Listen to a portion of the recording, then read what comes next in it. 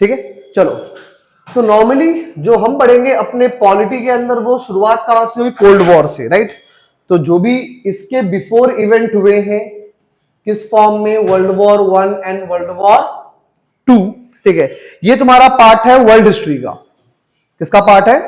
World history का, ठीक है। तो वो सारे इवेंट्स तुम वहां पढ़ोगे इन डिटेल। हमारे पॉलिटी में अगर आप बात करो जो पॉलिटिकल इवेंट्स हैं, ठीक है, उनकी जब भी हम डिस्कशन करेंगे हमारा बिगिनिंग पॉइंट क्या होगा? कोल्ड वॉर, ठीक है। मतलब ये मान लो रफली 1945 से लेकर अब तक जो चल रहा है टिल योर प्रेजेंट, ये हमारे काम का है पॉलिटी के पॉइंट ऑफ व्यू से, ठीक है। और जस्ट डिस्कस किया अभी हमने कनेक्शन कि अभी जो इवेंट्स हो रहे हैं, ठीक है, इनका भी लिंकेज कहां से है? With the cold war. US और रशिया दोस्त है दुश्मन है? दुश्मन है ऑलमोस्ट। क्या अब बने हैं? क्या नहीं। उनकी एनिमी शुरुआत कहां से? एनिमिटी की फ्रॉम दी कोल्ड वॉर। और रिमेंबर यूएस और यूएसएसआर मतलब उस टाइम का रशिया, ये लोग फ्रेंड्स थे कब? During world war 2। तो अभी का समझना है सिनेरियो, तो हमें पूरा बैकग्राउंड समझना पड़ेगा from the cold war itself, ठीक है। तो स्टार्ट करते हैं। नाउ एज यूजुअल भाई सबसे मेन चीज ये आती है कि कोल्ड वॉर जो नाम दिया हुआ है, ठीक है, इस नाम के ऊपर एक क्वेश्चन मार्क होता है क्रिएट कि आखिरकार ये कैसा वॉर है। Remember it is not a literally a war, it was simply what? It was simply a phase of tension, rivalry and competition. तो जब भी कोल्ड वॉर कोई पूछे हमेशा ये 3 वर्ड यूज करना, ठीक है, TRC, tension, rivalry and competition between 2 powers. मतलब उन्होंने कभी भी डायरेक्टली वॉर किया ही नहीं अगेंस्ट ईच अदर, ठीक है, लेकिन वो मल्टीपल डोमेन्स में फाइट कर रहे थे। डोमेन्स में कैसे? For example they were fighting in which domain? Space का domain. They were fighting in the domain of defence. They were fighting in the domain of nuclear power. समझ में आ रहा है? तो ये उन डोमेन्स के अंदर फाइट कर रहे थे, ना कि डायरेक्टली आके फाइटिंग कर रहे थे। और दूसरा कि जो उस टाइम पे डायरेक्ट फाइटिंग हुआ भी ना, वो इन कंट्रीज के बीच में नहीं हुआ, इनके जो पपेट्स थे उनके बीच में हुआ। समझ में आ रहा है? मतलब कल को ये मान लो कि इंडिया और पाकिस्तान का वॉर हो जाए, ठीक है, बट इसमें को रिस्पॉन्सिबल कौन है? यूएस और रशिया। कि रशिया भड़का रहा है हमको और यूएस भड़का रहा है पाकिस्तान को।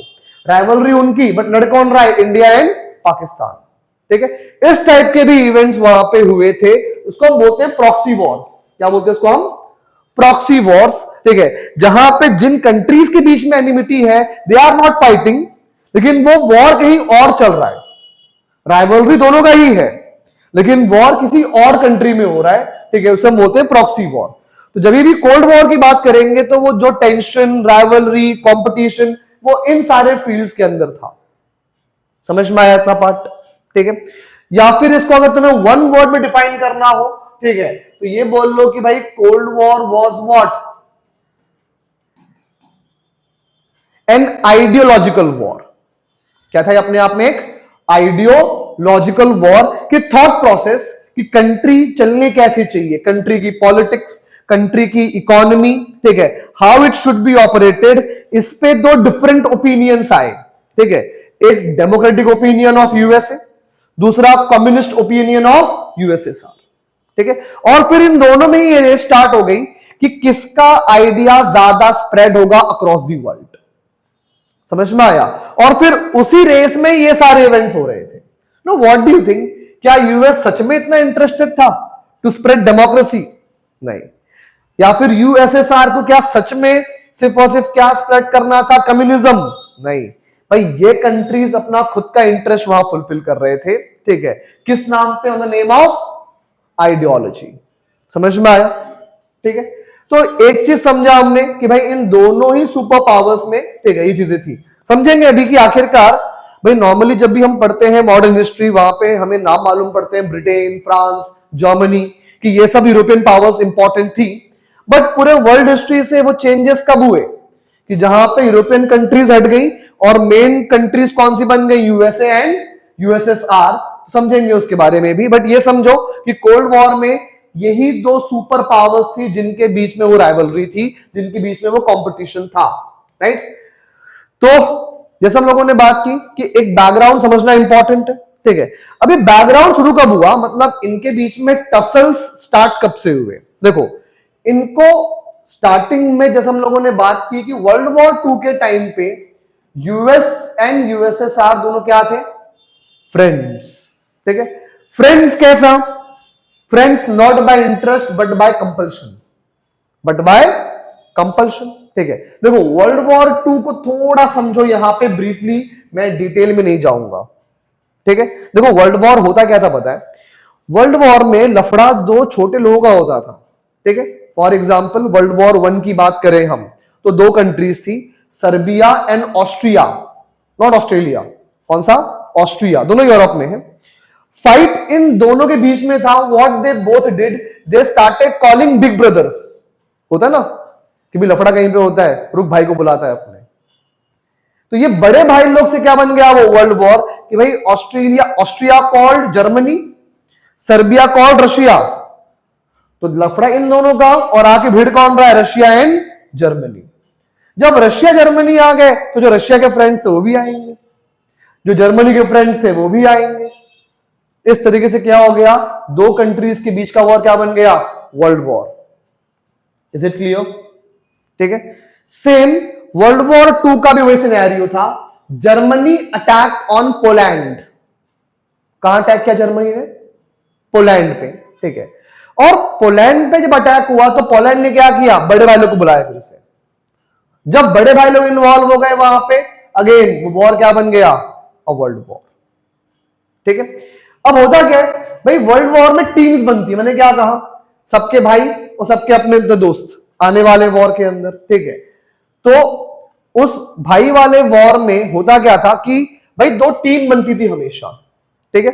लेट्स से अगर हम बात करें इस टीम में, इसको हम बोलेंगे एक्सिस पावर्स। क्या बोलेंगे इसको हम? Axis powers. ठीक है। तो एक्सिस पावर्स में फ्रेंड्स कौन कौन थे? Number 1 Germany. ठीक है। फिर ये मान लो नंबर 2 पे था इटली, बट ये भाई बहुत गद्दार आदमी है, इसने बाद में अपना साइड चेंज कर दिया था। ठीक है। तीसरा मोस्ट फेमस जापान। ठीक है। यहां पर अलाइड पावर्स थी। कौन सी पावर्स? अलाइड। ठीक है। अलाइड पावर्स में कौन कौन थे? यूएस, हालांकि इसकी एंट्री बाद में हुई थी लेकिन था पावर्स। ठीक है। यूएस, यूके, फ्रांस, ये सब एक साइड में लड़ रहे थे। कहीं पे नाम है रशिया का इसके अंदर? रशिया, यूएसएसआर कहीं किया मैंने मेंशन? नहीं। हुआ क्या था पता है? हिटलर नाम सुना है? ठीक है। नाउ जब हिटलर ने अटैक किया पोलैंड पे, एक चीज समथिंग वाज इनएविटेबल। ठीक है कि भाई अटैक तो होगा जर्मनी के ऊपर भी, अटैक तो होगा जर्मनी के ऊपर भी, बिकॉज उस टाइम पे यूके, फ्रांस सुपर पावर्स हुआ करती थी। पता है अभी रिसेंट में एक सिक्योरिटी पैक्ट साइन हुआ है यूक्रेन, फ्रांस और ब्रिटेन के बीच में, करंट अफेयर्स में था। अच्छा, who is PM of Britain? बताओ।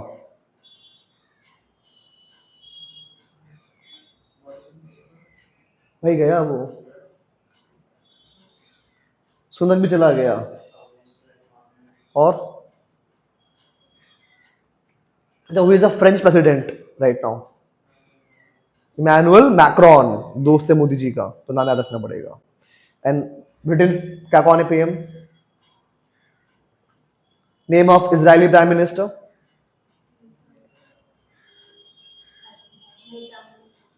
Benjamin Netanyahu. ठीक है। The name of Russian president? क्यों नहीं, सबसे फेमस है पूरे वर्ल्ड का आदमी वो तो। अच्छा, who is US president? US US नहीं पता?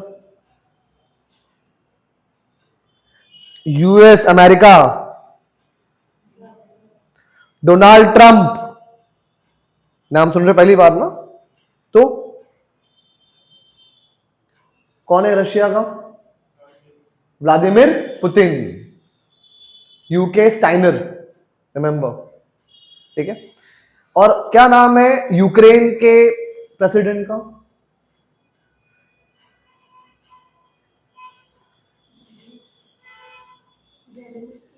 Zelensky, Vladimir Zelensky. व्लादिमीर वो भी है, ठीक है, पुतिन नहीं है बस वो, ठीक है। तो ये टीम बन गई, यहां पे कहीं भी यूएसएसआर था ही नहीं, देखिए यूएसएसआर का पर्पस क्या था, हमको दूसरों के मामले में पढ़ना ही नहीं है, हमें अभी अपनी कंट्री का ग्रोथ करना है। होता क्या है बताएं, दिस जर्मनी, हिटलर बहुत शाना था, बहुत शाना। क्यों?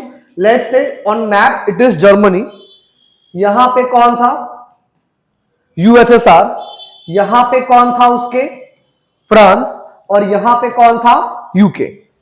नाउ हिटलर एक बात जानता था कि अगर वर्ल्ड वॉर 2 में, ठीक है, just like world war 1, because world war 1 में रशिया इस टीम में था, कि अगर यूएसएसआर कहां बन गया, अलाइड पावर चला गया, तो जर्मनी पे अटैक होगा from 3 sides, from UK, from France and from USSR. तो किया क्या बताया इसने, वर्ल्ड वॉर शुरू होते ही एक फ्रेंडशिप पैक्ट साइन कर लिया कि मैं अटैक नहीं करूंगा ऑन यूएसएसआर और ना तुम मेरे पे अटैक करना। मतलब उसने कर दिया क्या, न्यूट्रलाइज, किसको, यूएसएसआर को, कि खतरा कम हो गया। बट रिमेंबर, ये जितने भी लोग पावरफुल होते हैं ना, शक्की होते हैं, बहुत ज्यादा शक करते हैं, इनको मतलब भरोसा किसी पे होता ही नहीं है। सेम हाल था हिटलर का, हिटलर को डाउट हुआ कि कल को मेरे पर अटैक कौन ना कर दे, यूएसएसआर, तो बोला वो अटैक करे उससे पहले मैं अटैक कर देता हूं, ठीक है। तो ये भाई ने अपना वो पैक्ट तोड़ा, न्यूट्रलिटी साइन किया हुआ था, कहां अटैक कर दिया, ऑन यूएसएसआर। अब सीधी सी बात है, जब अटैक इस पे होगा तो यहां पर नाम किसका आ जाएगा, होता है ना दुश्मन का दुश्मन अपना दोस्त, ठीक है। तो जर्मनी के एनिमी कौन थे, यूके, फ्रांस, तो उसको दोस्त किसने बना लिया अपना, यूएसएसआर ने। समझ में आया, दैट्स व्हाई वर्ल्ड वॉर 2 में दे वर फ्रेंड्स, समझ में, ठीक है। अब वर्ल्ड वॉर 2 में ही एक्चुअल में क्या हुआ था, ठीक है, भले ही फ्रेंड्स बन गए थे लेकिन वो दूरियां, वो डिस्टेंसेस नजर आ रहे थे, ठीक है। अब आखिरकार यूएसए, फ्रांस और यूके, इनमें ना एक सिमिलैरिटी है कि पहली बात तो तीनों ही कंट्रीज क्या है, एक डेमोक्रेटिक कंट्री, ठीक है। दूसरी चीज, इन तीनों कंट्रीज में कैपिटलिज्म है, क्या है, कैपिटलिज्म, ठीक है, विच मीन्स व्हाट, कि भाई जहां पे ट्रेड में, बिजनेस में, कॉमर्स में गवर्नमेंट का कोई इंटरफेरेंस नहीं होता, ठीक है। वेयर एज यूएसएसआर भले ही वो टीम का पार्ट था, बट ना तो वहां डेमोक्रेसी थी, ना तो वहां पे कैपिटलिज्म था, वहां तो उसका उल्टा था, कम्युनिज्म, कि प्राइवेट बिजनेस होना ही नहीं चाहिए, प्राइवेट पर्सन ट्रेड करेगा ही नहीं, ट्रेड, बिजनेस, कॉमर्स करने का पूरा राइट सिर्फ और सिर्फ गवर्नमेंट के पास होना चाहिए। टू कॉन्ट्ररी थॉट्स, समझ में आया। ये मैंने क्या बोला, फ्रेंडशिप मजबूरी में हुई है, राइट।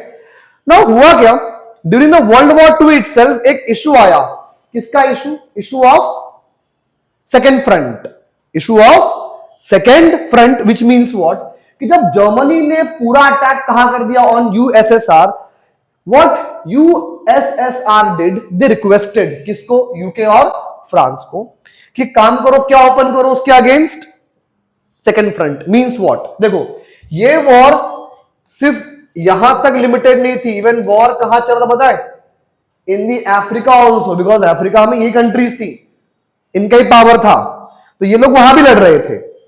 तो व्हाट यूएसएसआर सेड कि काम करो ना प्लीज, आप लोग अफ्रीका वाला जो एरिया है जर्मनी का, वहां अटैक करो ताकि उसका ध्यान बढ़ जाए, ठीक है, और वो पूरी ताकत से मेरे पर अटैक ना कर पाए। समझ में आया। What UK and France did, नहीं किया, आराम से टाइम लेके ही अपना सेकेंड फ्रंट ओपन किया। समझ में आया। तो ये समझ में आया कि फ्रेंड्स सिर्फ दिखने के लिए थे, but in their mind distances were there, ठीक है। ये क्लियर कब हुआ, on the issue of second front. समझ में आया। और यहीं से कहीं ना कहीं, ठीक है, इनको ये चीज समझ में आ गई कि भाई यूएसएसआर को मालूम पड़ गया कि ये सेकंड फ्रंट जो डिले हुआ, it is what completely intentional, क्योंकि ये अंग्रेज लोग एक तीर से क्या करने जा रहे हैं, दो निशाने मारना चाह रहे हैं। वो क्या चाह रहे हैं कि जर्मनी किस पर अटैक कर दे, यूएसआर के ऊपर, और ये दोनों ही आपस में भिड़ के मर जाएं, राइट। तो ठीक है, उस टाइम पर शांत बैठा रहा कौन, यूएसएसआर, कुछ बोला नहीं कि चलो वॉर चल रहा है, चलने दो फिलहाल अभी। दूसरा, पता हम बात करते हैं न्यूक्लियर बॉम्ब के बारे में, कब ड्रॉप हुआ था और कहां ड्रॉप हुआ था? कब और कहां ड्रॉप हुआ था न्यूक्लियर बॉम्ब? पूरे वर्ल्ड में एक ही बार हुआ है अब तक, 1945। कहां पे? जापान, सुना हुआ नाम, हिरोशिमा, नागासाकी। ठीक है, पता है बहुत लोग ये बोलते हैं कि यूएसए ने जो बॉम्ब गिराया है किसके ऊपर? जापान के ऊपर। एक्चुअली में वो सिग्नल था किसको? यूएसएसआर, क्योंकि हमारे पास इतना डिस्ट्रक्टिव वेपन पड़ा हुआ है। ठीक है, तो वो सिग्नल के फॉर्म में दिया गया। मतलब एक चीज बहुत क्लियर है कि कोल्ड वॉर के सिम्टम्स कहां से हो गए थे visible? Itself from the world war 2। ठीक है, फिर उसके आगे इवेंट क्या हुआ? एक फेमस इवेंट हुआ किसका? Fulton speech. एक प्लेस है फुल्टन, जहां पे जो उस टाइम के ब्रिटिश प्राइम मिनिस्टर थे वर्ल्ड वॉर जस्ट के तुरंत बाद, ठीक है, क्या नाम था उनका? Winston Churchill. उन्होंने फुल्टन नाम के प्लेस पे in US, sorry not in UK, it is in the USA, एक स्टेटमेंट दिया और एक टर्म क्या यूज किया? Iron curtain. Iron curtain means what? उनका ये बोलना था ईस्ट एंड वेस्ट यूरोप के बीच में क्या आ गया है? कर्टन। कौन सा कर्टन? Iron curtain. मतलब क्या है इसका? आयरन कर्टन बोलने का मतलब यह है कि भले ही हमारा यूरोपियन कॉन्टिनेंट एक ही है, बट वहां पर अब क्या आ चुके हैं? डिफरेंसेस। यूरोप क्या हो चुका है? Completely divided. ठीक है, मतलब यह था कि जो ईस्ट यूरोप है, ठीक है, ये किसके इन्फ्लुएंस में था? यूएसएसआर के इन्फ्लुएंस में था। और जो वेस्ट यूरोप था वो किसके इन्फ्लुएंस में था? यूएसए के इन्फ्लुएंस में। मतलब एक चीज जो वर्ल्ड वॉर 2 का माना गया कि फुल्टन स्पीच में जो कौन सा बात बोला? आयरन कर्टन का, उससे यह क्लियर हो गया कि एक नए वॉर की शुरुआत हो चुकी है। ठीक है, और वो चला भी यहां पे। अब रिमेंबर, पूरे वर्ल्ड वॉर 2 में ये यूरोपियन कंट्रीज की ऐसी हल हो गई थी हालत कि अब उनके पास पॉसिबल नहीं था कि वो लंबे टाइम तक अपना पावर कहां होल्ड करे पूरे वर्ल्ड पे। ठीक है, लेकिन दो कंट्रीज ऐसी थी जिन्होंने अपने लैंड पे वॉर लड़ाई नहीं, यूएसएसआर एंड यूएसए। कहां पे? USSR and USA. देखो अटैक हुआ था किसके ऊपर? ऑन यूएसएसआर, बट साइज देखो रशिया का। They do only one thing, क्या करते पता है? वो सोल्जर्स को आने दो अंदर, उनकी फौज लड़ाई नहीं करती, वो पीछे हट जाते हैं।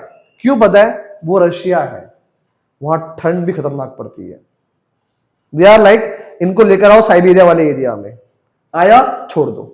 अब ठंड से भूख के मारे, due to temperature, due to lack of water, ऐसे मर जाएगी पूरी फौज। ये उनकी स्ट्रैटेजी होती थी, राइट? तो यही दो लोग बच गए थे, बाकी पूरा यूरोप बर्बाद हो गया था। तो इसलिए अभी यही दो क्या बची? Powers, right?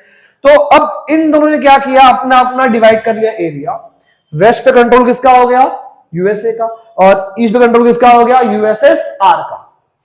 अब ध्यान रखना, कंट्रोल मतलब यूएसए वहां के रूल नहीं कर रहा है, बट सपोर्ट दे रहा है।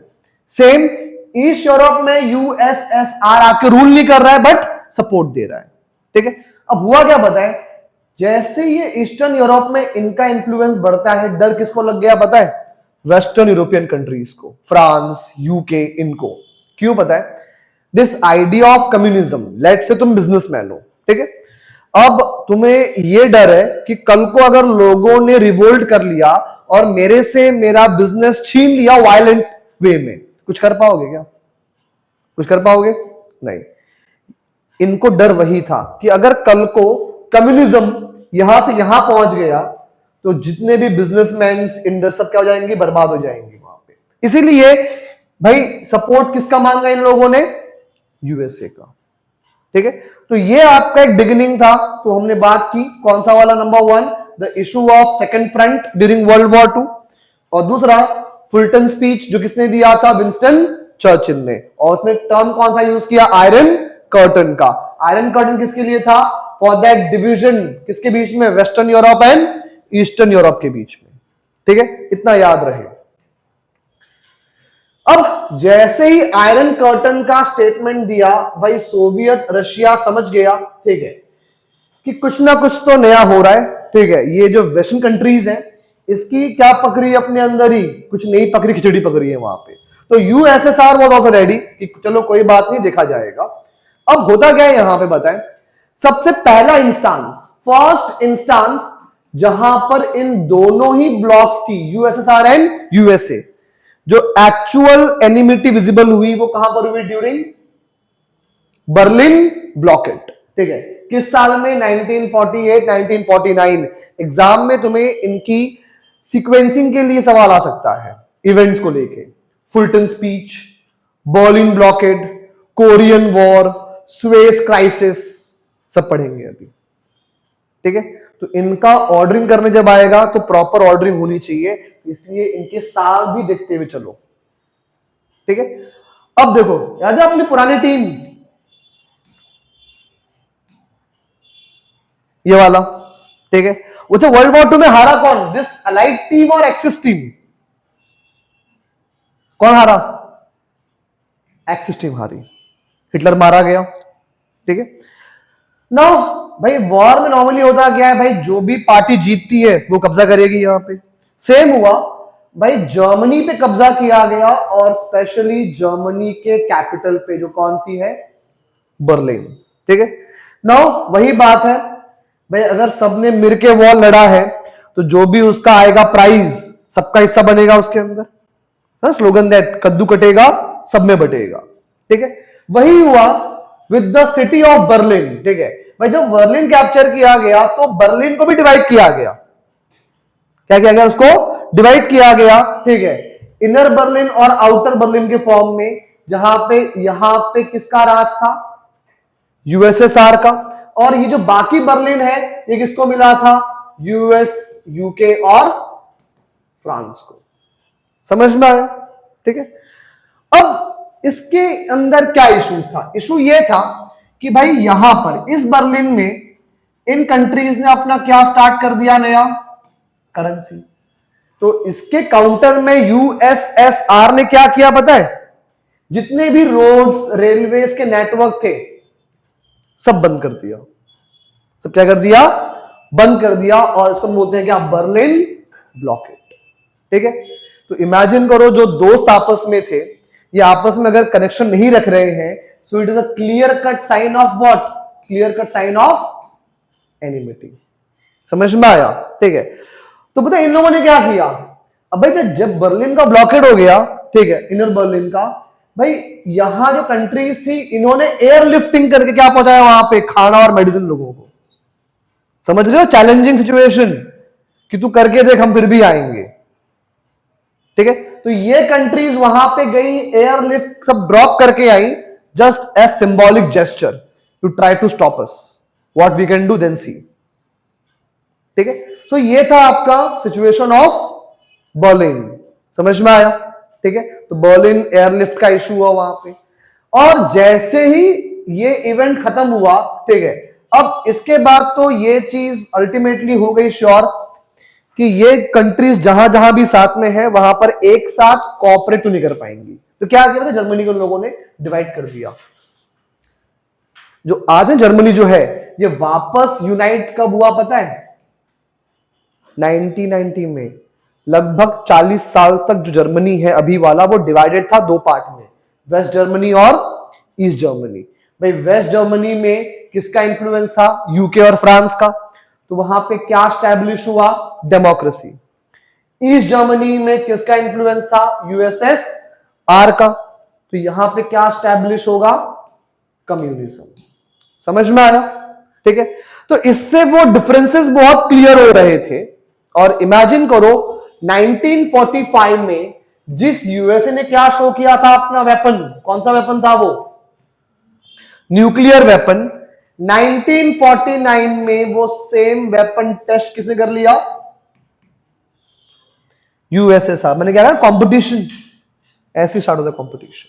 और जैसे इन्होंने एक्सपेरिमेंट किया, ठीक है, एक रेड फ्लैग रेज हो गया, कहां पे, पूरे वेस्टर्न यूरोप के अंदर, कि भाई कल को ये आएगा उठ के एक मिसाइल छोड़ देगा हमारे ऊपर, पूरा यूरोप खत्म इन वन गो।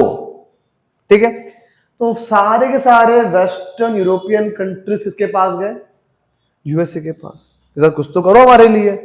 तब कहीं जाके इन्होंने क्या फॉर्म किया, एक ग्रुप, कौन सा, नेटो। सुना नाम इसका, यस और नो?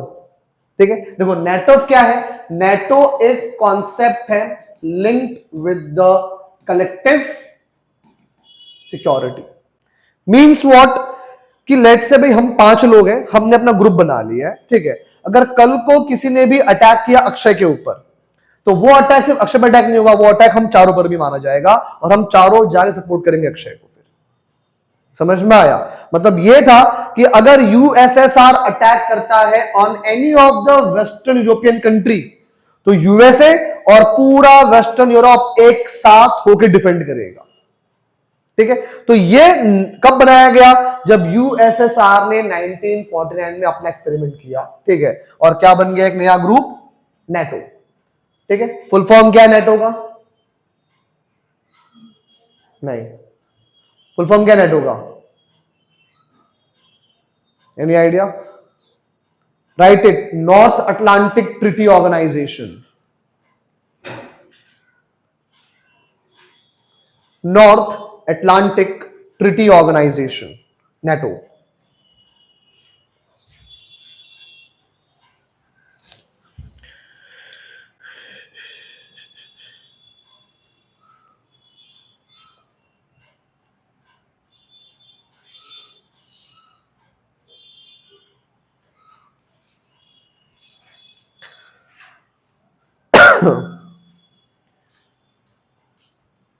डन। ठीक है, चलो अब व्हाट डू यू थिंक कि अगर वो लोग नेटो बनाएंगे तो यूएसएसआर शांत बैठने वाला है क्या? नहीं। ठीक है, हम देखेंगे यहां पे कि भाई उसके रिस्पांस में यूएसएसआर ने क्या साइन किया, वॉर्सो पैक्ट। ठीक है, मतलब उसने भी क्या किया, अपनी एक मिलिट्री ग्रुपिंग बनाई। किसने? यूएसएसआर ने। क्या नाम बोला गया उसको? Warsaw Pact. और ये इवेंट कब हुआ? 1955। नाउ इन सारे कॉन्फ्लिक्ट्स को जो नाम दिया गया है कोल्ड वॉर, ये नाम दिया किसने? ये नाम दिया बर्नार्ड बरुच ने। बर्नार्ड बरुच ने वो नाम दिया उसे। तो ये इंपॉर्टेंट चीज है कि आखिरकार कोल्ड वॉर टर्म क्वाइन किसने किया, तो ये नाम लिख के रख लो वहां पे, बर्नार्ड बरुच। ठीक है, तो ये सब चीजें हुई। तो फर्स्ट हमने समझा कि भाई पहला इवेंट याद है, फुलटन स्पीच। ठीक है, दूसरा कौन सा ब्लॉकेड हो गया? बर्न ब्लॉकेड हो गया। ठीक है, फिर क्या फॉर्म हो गया वहां पे? नेटो फॉर्म हुआ। नेटो के रिस्पांस में क्या फॉर्म हो गया? वॉर्सो पैक्ट फॉर्म हो गया। ठीक है, देखो कंपटीशन हर फील्ड में था। न्यूक्लियर यूएस ने किया तो यूएसएसआर ने कर दिया, ग्रुपिंग यूएस ने बनाई तो यूएसएसआर ने बना ली। ठीक है, सेम भाई पहला जो स्पेस में रॉकेट गया स्पुतनिक, ठीक है, किसने भेजा? यूएसएसआर ने। तो काउंटर किसने दिया? यूएसए ने दिया। तो ये इस टाइप से वो रेस वहां पे चल रही थी बिटवीन दीज टू कंट्रीज। ठीक है, सी द इवेंट्स हैं और उन इवेंट्स का जो ईयर है वो साथ साथ रखते हुए चलो याद, बिकॉज एग्जाम में सिक्वेंसिंग के लिए मोस्ट इंपॉर्टेंट सवाल ये हो सकता है। ठीक है, अब इसी पूरे रेस जो हमने बात की ना, कंपटीशन, किसका competition? Arms race and nuclear deterrence. देखो डेटरेंस मींस क्या क्रिएट करना? It means creating what? Fear.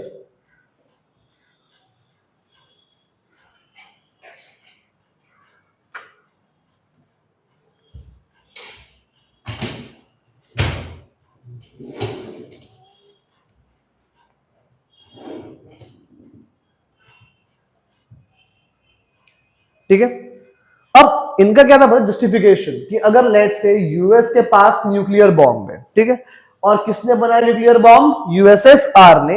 अब नॉर्मली क्या होता है भाई, हम इस चीज को हमेशा डिस्करेज करते हैं, क्या कि कंट्रीज बहुत सारा वेपन्स बनाए। ठीक है, तो पता है हर कंट्री के पास क्या होता है? एक जस्टिफिकेशन। क्या होता है? एक जस्टिफिकेशन, कि उसके पास है वो कल हम पे अटैक ना कर दे, इसलिए हम लोग बना रहे हैं, ताकि उसको ये पता हो कि अगर वो हम पे अटैक करेगा तो हम भी उस पर अटैक करेंगे। ठीक है, और इमेजिन करो इन कंट्रीज के पास थाउजेंड्स के नंबर्स के अंदर क्या है? Nuclear weapons. Thousands, not 5, not 10, not 100, it is what? Thousands, ठीक है। तो थाउजेंड्स के नंबर में इन लोगों के पास न्यूक्लियर वेपन्स थे, ठीक है। और इस आर्म्स रेस को जस्टिफाई किया इन्होंने, क्या बोल के, mad. Mad means what? Mutually assured destruction, ठीक है।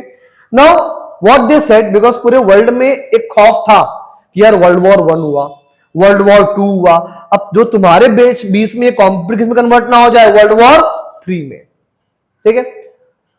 तो इनका ये बोला, डोंट वरी कि कभी वॉर होगा ही नहीं। क्यों नहीं होगा? बिकॉज हमें किसे बिलीव है? Theory of mad. Mad means ये कि यूएस और यूएसएसआर दोनों एक चीज जानते हैं कि अटैक कोई भी करे, एट द एंड बर्बाद दोनों होंगे, बर्बाद दोनों ही होंगे, because both the countries are having which kind of weapons? Nuclear weapons, ठीक है। तो एज पर दिस थ्योरी कि जो हमारे बीच में ये आर्म्स रेस जो है ये अच्छी चीज है, बिकॉज जब तक ये आर्म्स रेस चलती रहेगी हमारे बीच में वॉर नहीं होगा, क्योंकि हम जानते हैं अगर वॉर हुआ तो दोनों कंट्रीज कंप्लीटली डिस्ट्रॉय हो जाएंगी। So that was the concept of what? Mutually assured destruction. समझ में आया? ठीक है। तो ये मैड थ्योरी एग्जाम में आ सकती है। Remember it is linked with what? It is linked with the cold war, ठीक है। तो ये चीज बन गई यहां पे इंपॉर्टेंट। फिर हमने एक और क्या बात की जाती है? Proxy Wars. ये कंट्री अपने आप वॉर नहीं कर रहे थे, they were fighting in third country, ठीक है। ना तो यूएसएसआर अटैक कर रहा है यूएसए पे, और ना ही यूएस अटैक कर रहा है ऑन दी यूएसएसआर। फाइट कौन कर रहा है? इनके पपेट्स। कौन? इनके पपेट्स, ठीक है। और वो पपेट्स के अंदर जो जो कंट्रीज का नाम आता है, जो जो इवेंट्स आते हैं, वो क्या था? Korean war, Vietnam war and the war of Afghanistan, ठीक है। देखते हैं कि आखिरकार ये कंट्रीज में वॉर कौन कौन से हुए, कैसे कैसे हुए। देखो कोरियन वॉर, देखो वर्ल्ड कोल्ड वॉर का, ठीक है, वेट, कोल्ड वॉर का जो ग्लोबल इंपैक्ट रहा, ठीक है, वो सबसे पहले कहां विजिबल हुआ? In the country name as Korea, ठीक है। नाउ कोरिया में ऐसा हो गया कि जो कोरिया का नॉर्थ पोर्शन था, कौन सा पोर्शन? नॉर्थ, ठीक है। यहां पे यूएसएसआर एंड चाइना किसको सपोर्ट कर रहे थे? कम्युनिस्ट गवर्नमेंट को। किसको? कम्युनिस्ट गवर्नमेंट को। और जब यहां पे क्या स्टार्ट हुआ बनना? कम्युनिज्म। तो साउथ के सपोर्ट में कौन आ गया यहां पे? यूएसए। समझ में आया? तो इस तरीके से जो एक कोरिया के अंदर का इशू था, it was basically a rivalry between USSR and USA, ठीक है। दोनों ही अपने अपने बंदे को वहां पे पावर में बैठाना चाहते थे। लाइक नदल, इनका क्या था पता है? कि ये नॉर्थ वाला पूरे कब्जा कर ले कोरिया के ऊपर, और पूरे कोरिया में क्या हो? कम्युनिज्म हो। सेम किसका चाहत था? यूएसए का, कि साउथ वाले आगे बढ़े और पूरे कब्जा कर ले कहां पे? कोरिया के ऊपर, और वहां पे डेमोक्रेसी, कैपिटलिज्म स्टैब्लिश हो सके, ठीक है। तो इस तरीके से फाइट स्टार्ट हुआ, जो लोगों ने बात की यहां पे, ठीक है। और देखो अल्टीमेटली यहां पर जो यूएस ने इंटरवेन किया, किसके नाम पे किया पता है? United Nations. यूएस है वो कभी भी अपने रियल इंटेंशन बताता नहीं है कभी भी कि वो क्यों करने जा रहा है। इसने क्या बोला कि नहीं नहीं, हम तो सिर्फ इनको बचाने आ रहे हैं। किसको? साउथ कोरिया वालों को। बट यूएस का तो अपना अलग इंटरेस्ट था, ठीक है। भाई उनका तो ये था कि साउथ के अंदर एटलीस्ट क्या हो? द होल्ड ऑफ कैपिटलिज्म, ठीक है। तो फाइनली क्या हुआ भाई? इन लफड़ों में अल्टीमेटली कोरिया का हो गया डिवीजन, ठीक है। इसलिए क्या बना? नॉर्थ कोरिया एंड, अब समझे दो कंट्रीज जो है, इनका भी कहां से आ रहा है history? From the cold war. और रिमेंबर ये जो ना किम जोंग उन, उसके दादाजी थे इस टाइम पे नॉर्थ कोरिया में, ठीक है, जो इनके सपोर्ट से वहां फाइटिंग कर रहे थे। क्लियर हुआ ये बात? ठीक है। और अल्टीमेटली बॉर्डर लाइन ड्रॉ की गई between North Korea and South Korea, which is named as 38th parallel line. क्या नाम रखा गया उसका? 38th parallel line. क्योंकि रिमेंबर एग्जाम में 2-3 सवाल बहुत ही आते हैं इंपॉर्टेंटली, एक 38 को लेके और एक 49th parallel line. It is actually between US and Canada. इनके बीच का जो border it is known as 49th parallel line and 38th parallel line is a border between North Korea and South Korea. ठीक है, अगर मैं बोलूं Radcliffe line, कौन सी लाइन? रेड क्लिफ लाइन कौन से दो कंट्रीज के बीच की बाउंड्री है? अक्षय,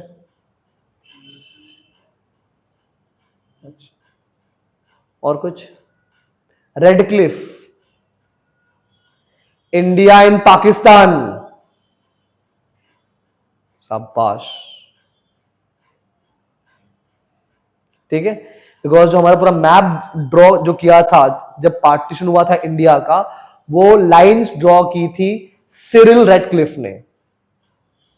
इसलिए गुजरात से लेकर पंजाब तक जो हमारा बॉर्डर है इसको हम क्या बोलते हैं? Red Cliff line.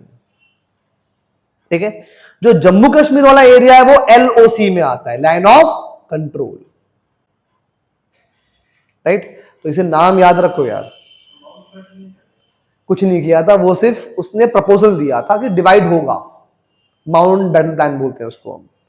लेकिन ऑन ग्राउंड वो बाउंड्री ड्रॉ किसने की थी? सिरिल रेडक्लिफ ने।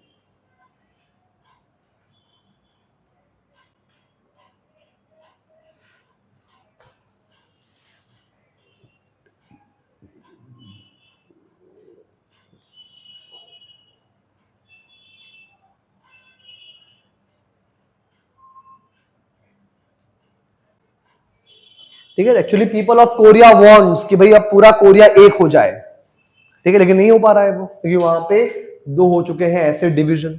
ठीक है, तो कोरियन वॉर से ये था कि भाई कोल्ड वॉर का पहला इंटरनेशनल इंफ्लुएंस किसके ऊपर गया? On the country name as Korea. और उसका क्या रहा ultimate result? Division, North Korea and South Korea. North Korea USSR and China, South Korea by USA. और जो दोनों के बीच boundary line it is known as 38th parallel line. ये नाम याद रहे, 49th is between the US and Canada.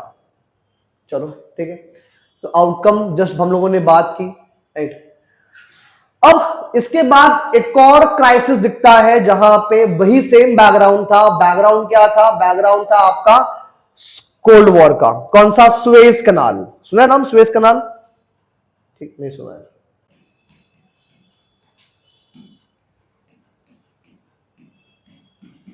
ये नाम सुना है ये वाला? केप ऑफ गुड होप कहां पर है? हिस्ट्री में। अरे क्या मतलब, कहां, क्या कॉन्टेक्स्ट क्या था उसका? हाँ ठीक है, लेकिन कॉन्टेक्स्ट क्या था भाई? देखो पहले ऐसा था, ठीक है, चलो हम वर्ल्ड मैप पे ही बात करते हैं। प्लैनेट,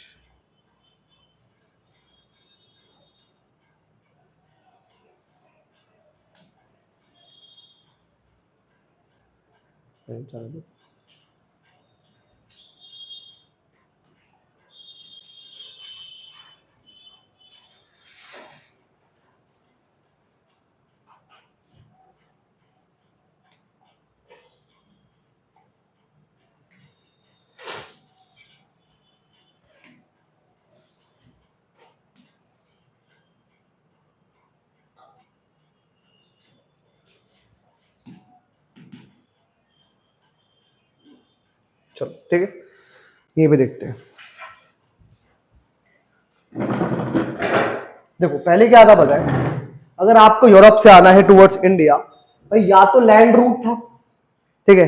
अगर सी रूट है तो आपको यहां से पूरा अफ्रीकन कॉन्टिनेंट घूमते हुए then only you can reach to India. Vasco da Gama नाम सुना? वहां पढ़ा था आप लोगों ने कि वो केप ऑफ गुड होप से होते हुए कहां पहुंचा? इंडिया में। ठीक है, तो वो केप ऑफ गुड होप यहां पर है, लिखा भी देखो यहाँ पे, Cape of Good Hope. Cape Town जो है ना साउथ अफ्रीका में प्लेस, वहां पर। लेकिन ये लंबा था, बहुत लंबा रास्ता था ये कि यूरोपियंस के लिए इंडिया में आने को। तो हुआ क्या पता है? फ्रांस ने एक काम किया, दिख रहा है यहाँ पे इजिप्ट, ठीक है ना। उन्होंने क्या बोला कि यार अगर हम चाहें तो मेडिटेरेनियन सी से होते हुए, रेड सी से होते हुए कहां चले जाएंगे? अरेबियन सी में, and we can reach India. भाई यहां से यहां नजदीक है या यहां से यहां नजदीक है? वो शॉर्टेड रूट होगा। बट एक लफड़ा था, बस एक हल्का सा लैंड का पार्ट था जो डिवाइड करता था रेड सी को और मेडिटेरेनियन सी को। इन्होंने क्या बोला कि क्यों ना उस लैंड को कट कर दिया जाए, उस लैंड को कट कर दिया जाए, ठीक है। उससे क्या होंगी? दो वाटर बॉडीज जुड़ जाएंगी आपस में, ठीक है। और वही इन्होंने बनाया canal, which is known as what? Suez canal. कौन सा कनाल? सुएज कनाल, ठीक है। जो एक्चुअल में देखा जाए,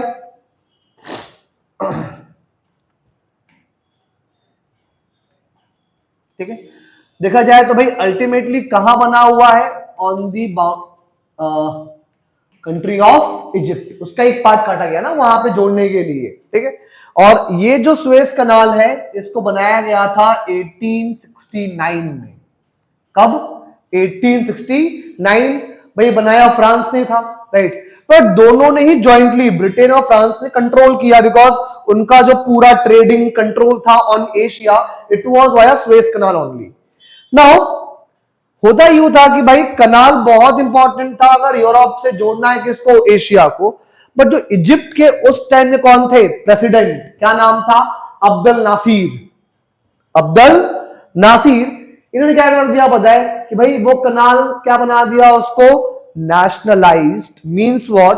कि from today this canal is a part of the country of Egypt, ठीक है। It is no more a global common, it is simply a part of the Egypt. हुआ क्या? इसके अगेंस्ट ब्रिटेन, फ्रांस और इजराइल ने attack कर दिया, ठीक है। बट फिर डिफेंस में कौन पहुंचा वहां पे? यूएसएसआर। और जब वो डिफेंस में आया तो ये भाई साहब भी क्या बन गए? हिपोक्रेट, कि हाँ हाँ अटैक नहीं करना चाहिए था, राइट। तो ठीक है, सुएज कनाल का भी एक इशू हुआ जहां पे यूएसएसआर ने अपने आप को असर्ट किया कि yes we can do something, ठीक है। फिर अल्टीमेटली इससे लफड़ा क्या हुआ बताए कि जैसे ही अब्दुल नासिर ने, ठीक है, अपने आप को वहां पे असर्ट किया कि नहीं, एज इजिप्ट कंट्री मेरा है तो वहां का हर एक पार्ट मेरा होगा, ठीक है, चाहे वहां पे कोई भी यूरोपियन पावर आके बैठी हो। अब ये सेंटिमेंट्स एक्चुअल में कहां स्प्रेड हुआ? पूरा अरब वर्ल्ड के अंदर। और इससे क्या बूस्ट हुआ पता है? अरब नेशनलिज्म। मतलब जो आज आपको अरबिक कंट्रीज दिखती हैं, पहले मैप ऐसा नहीं था, ये कंट्रीज आपस में अलग हुई हैं फ्रॉम ईच अदर, ठीक है। तो वो वहां पे इवन जो आज भी हम देखते हैं कि हमारा जो वेस्ट एशिया है, it is always in kind of a struggle, in kind of a struggle. शुरुआत उसकी यहीं से हुई थी, चाहे वो वेस्ट एशिया हो, चाहे वो नॉर्थ अफ्रीका हो। सी, वो सारी कंट्रीज अरब कंट्रीज जहां पे अरब कल्चर है, जहां क्या है? अरब कल्चर। तो अरब बोला मतलब ओनली सऊदी अरेबिया क्या? नहीं, अरबिक कल्चर में वेस्ट एशिया भी आता है और नॉर्थ अफ्रीका भी आता है, ठीक है। तो जैसे यहां पर स्टार्ट हुई टर्मोइल की, अलग अलग गवर्नमेंट्स फॉर्म होना स्टार्ट हुई, तो यहां पर भी किसने इंटरफेयर करना स्टार्ट कर दिया? यूएसए एंड यूएसआर ने, ठीक है। ये एक इवेंट हुआ। सबसे खतरनाक इवेंट ये वाला हुआ था। कौन सा वाला? क्यूबन मिसाइल क्राइसिस, ठीक है। अब पता ये अभी भी इंपॉर्टेंट है क्योंकि अब सुनने में आ रहा है कि Trump is planning to capture what? Cuba. जैसे उसने कहां पर अटैक किया? ऑन वेनेजुएला ना। अब कहां अटैक चाह करना है वो? क्यूबा। कि क्यूबा से भी उसकी दुश्मनी बहुत पुरानी है, और पुरानी नहीं, इवन बहुत इंटेंस भी है। बहुत क्या है? इंटेंस, ठीक है। भाई उस पॉइंट ऑफ टाइम पे ये था कि क्यूबा में गवर्नमेंट किसकी थी पता है? कम्युनिस्ट की, ठीक है। अब हो क्या रहा था कि यूएसए ने पहले क्या किया? यूएसए ने पहले, ठीक है, यूएसएसआर को टारगेट करते हुए मिसाइल डिप्लॉय की। कहां पे?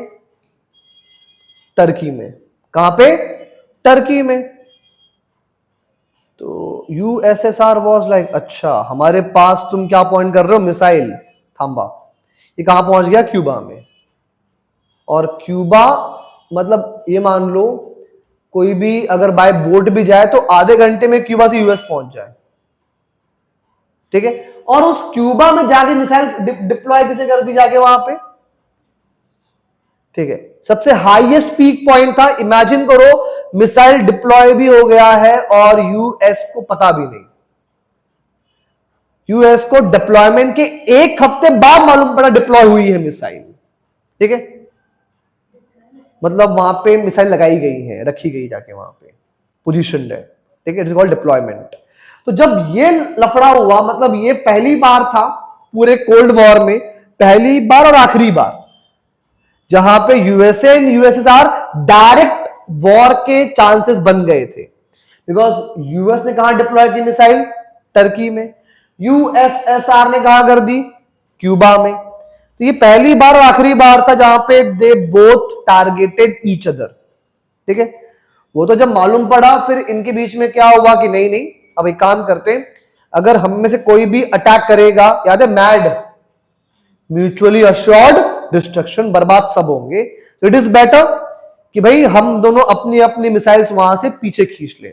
और उस पॉइंट ऑफ टाइम से ही क्यूबा से हेट्रेड है, किसको, यूएसए को। बिकॉज क्यूबा किसने यूज किया था, यूएसएसआर ने, ठीक है, अपना मिसाइल डिप्लॉय करने के लिए। तो फाइनली, ठीक है, इन सारे कंट्रीज ने ये डिसाइड किया कोई बात नहीं, इस वॉर को इससे बियॉन्ड लेके नहीं जाएंगे, अदरवाइज लफड़ा हो जाएगा पूरा, ठीक है। शांत हो गया।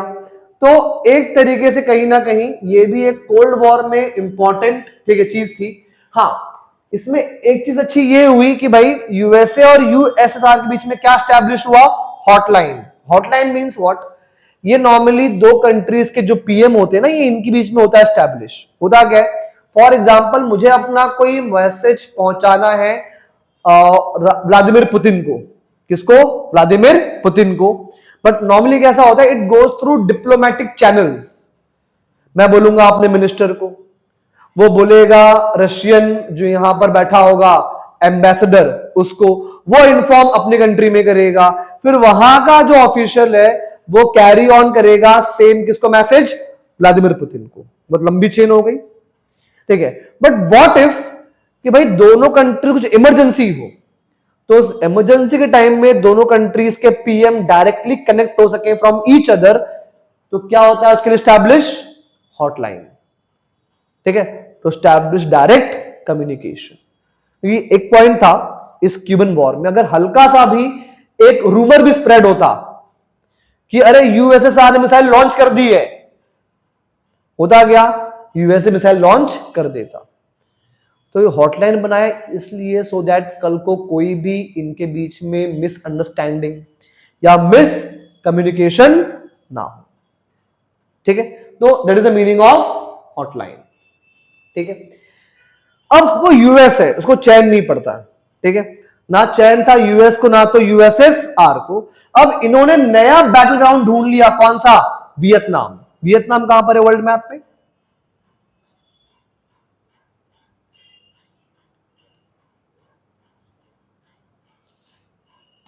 शाबाश, ढूंढो आराम से, कितना मस्त दिख रहा है ना वो, कि ढूंढ भी रखे मिल भी जाएगा वहां पे ना।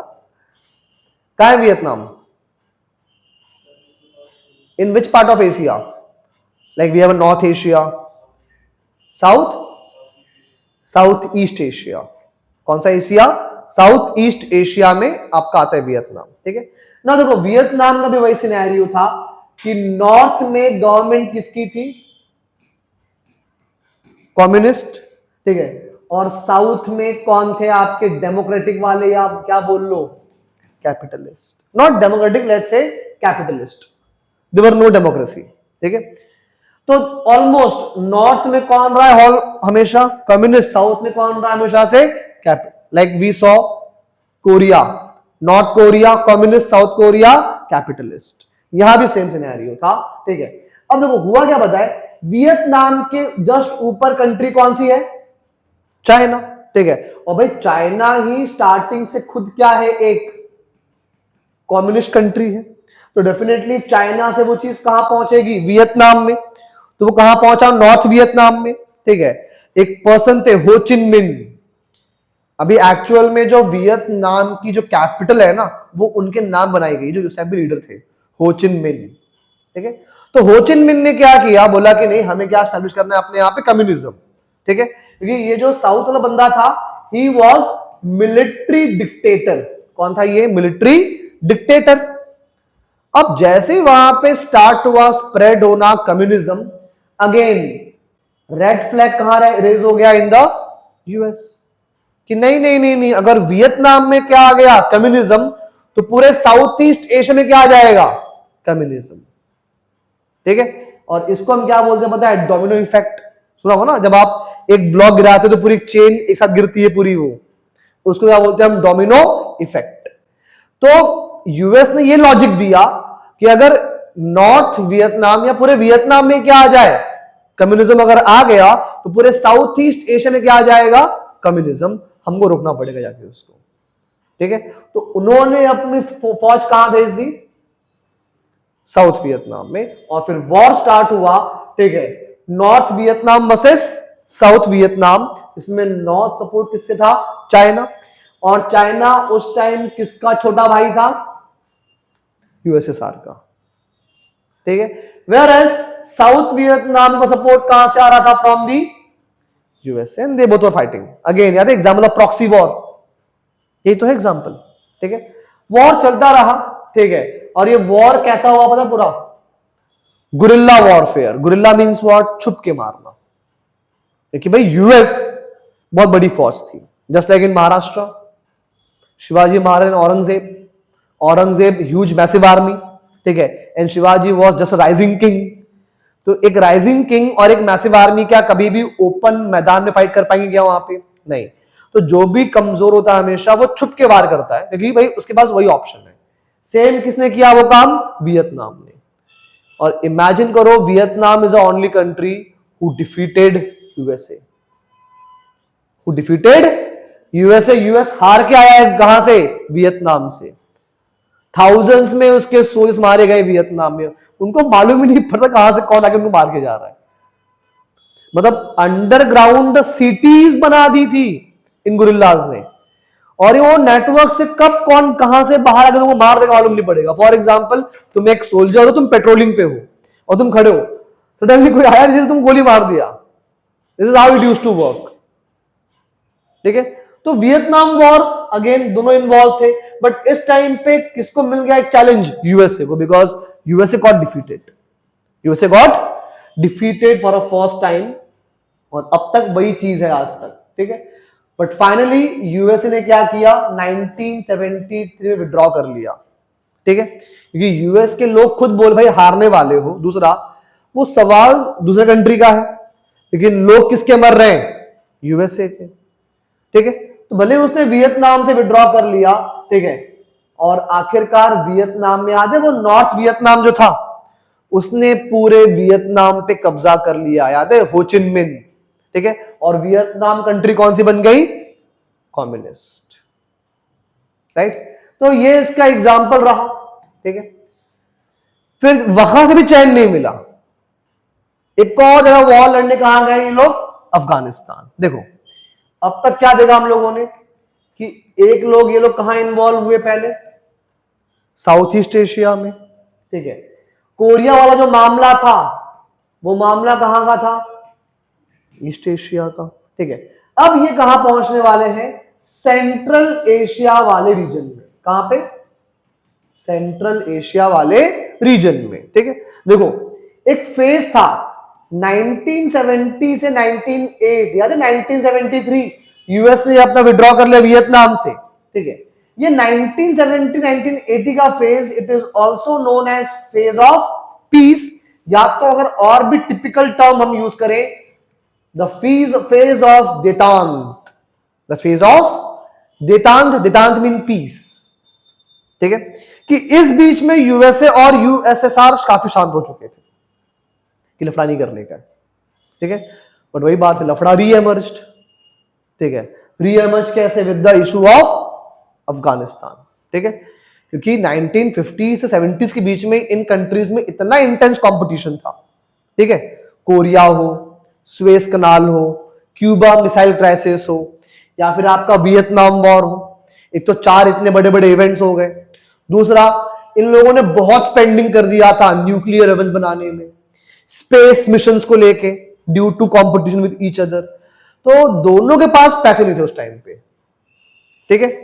तो समझ दोनों को आ गया कि नहीं, सादा खर्च हो रहे पैसे, एक काम करते हैं, थोड़ा रहते हैं पीसफुली, ठीक है। इस कंपटीशन नुकसान हम दोनों को ही हो रहा है यहाँ पे। तो वो जो फेज था, वो फेज कौन सा था? 1970 1980 के बीच का, which is also known as phase of peace और फेज ऑफ तितांत। समझ में आया इतना पार्ट, ठीक है। अब वापस थोड़ा आते हैं ऑन अ वर्ल्ड मैप, ठीक है। Just a minute.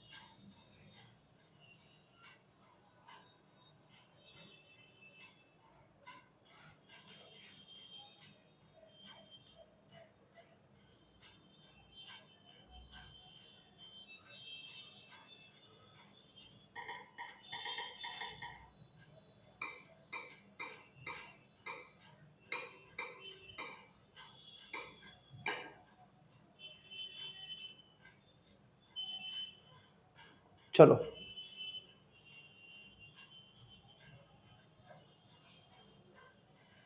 दिख रहा है यहां पे एक मैप, ठीक है।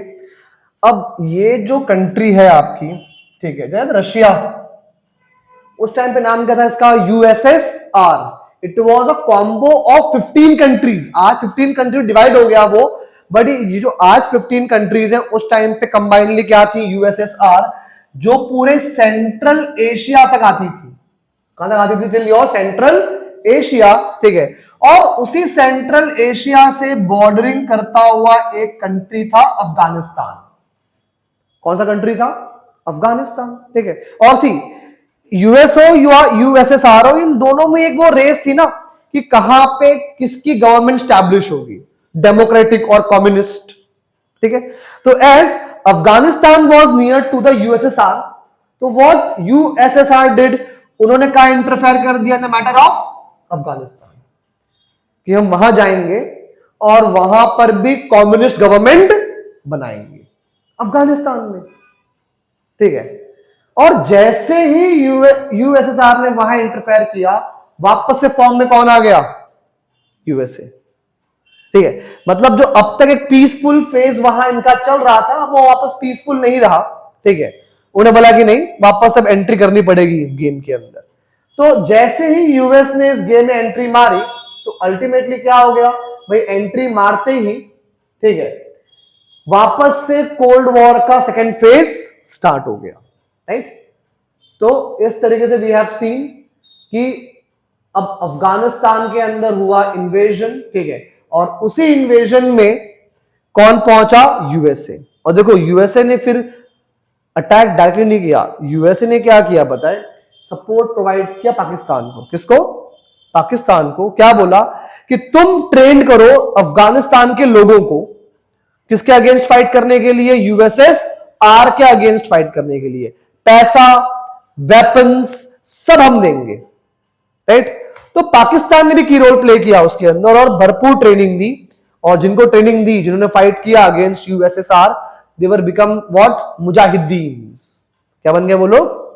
मुजाहिदीन्स means a freedom fighter for religion, for a religion भाई, एज अफगानिस्तान इस्लामिक कंट्री था, ठीक है।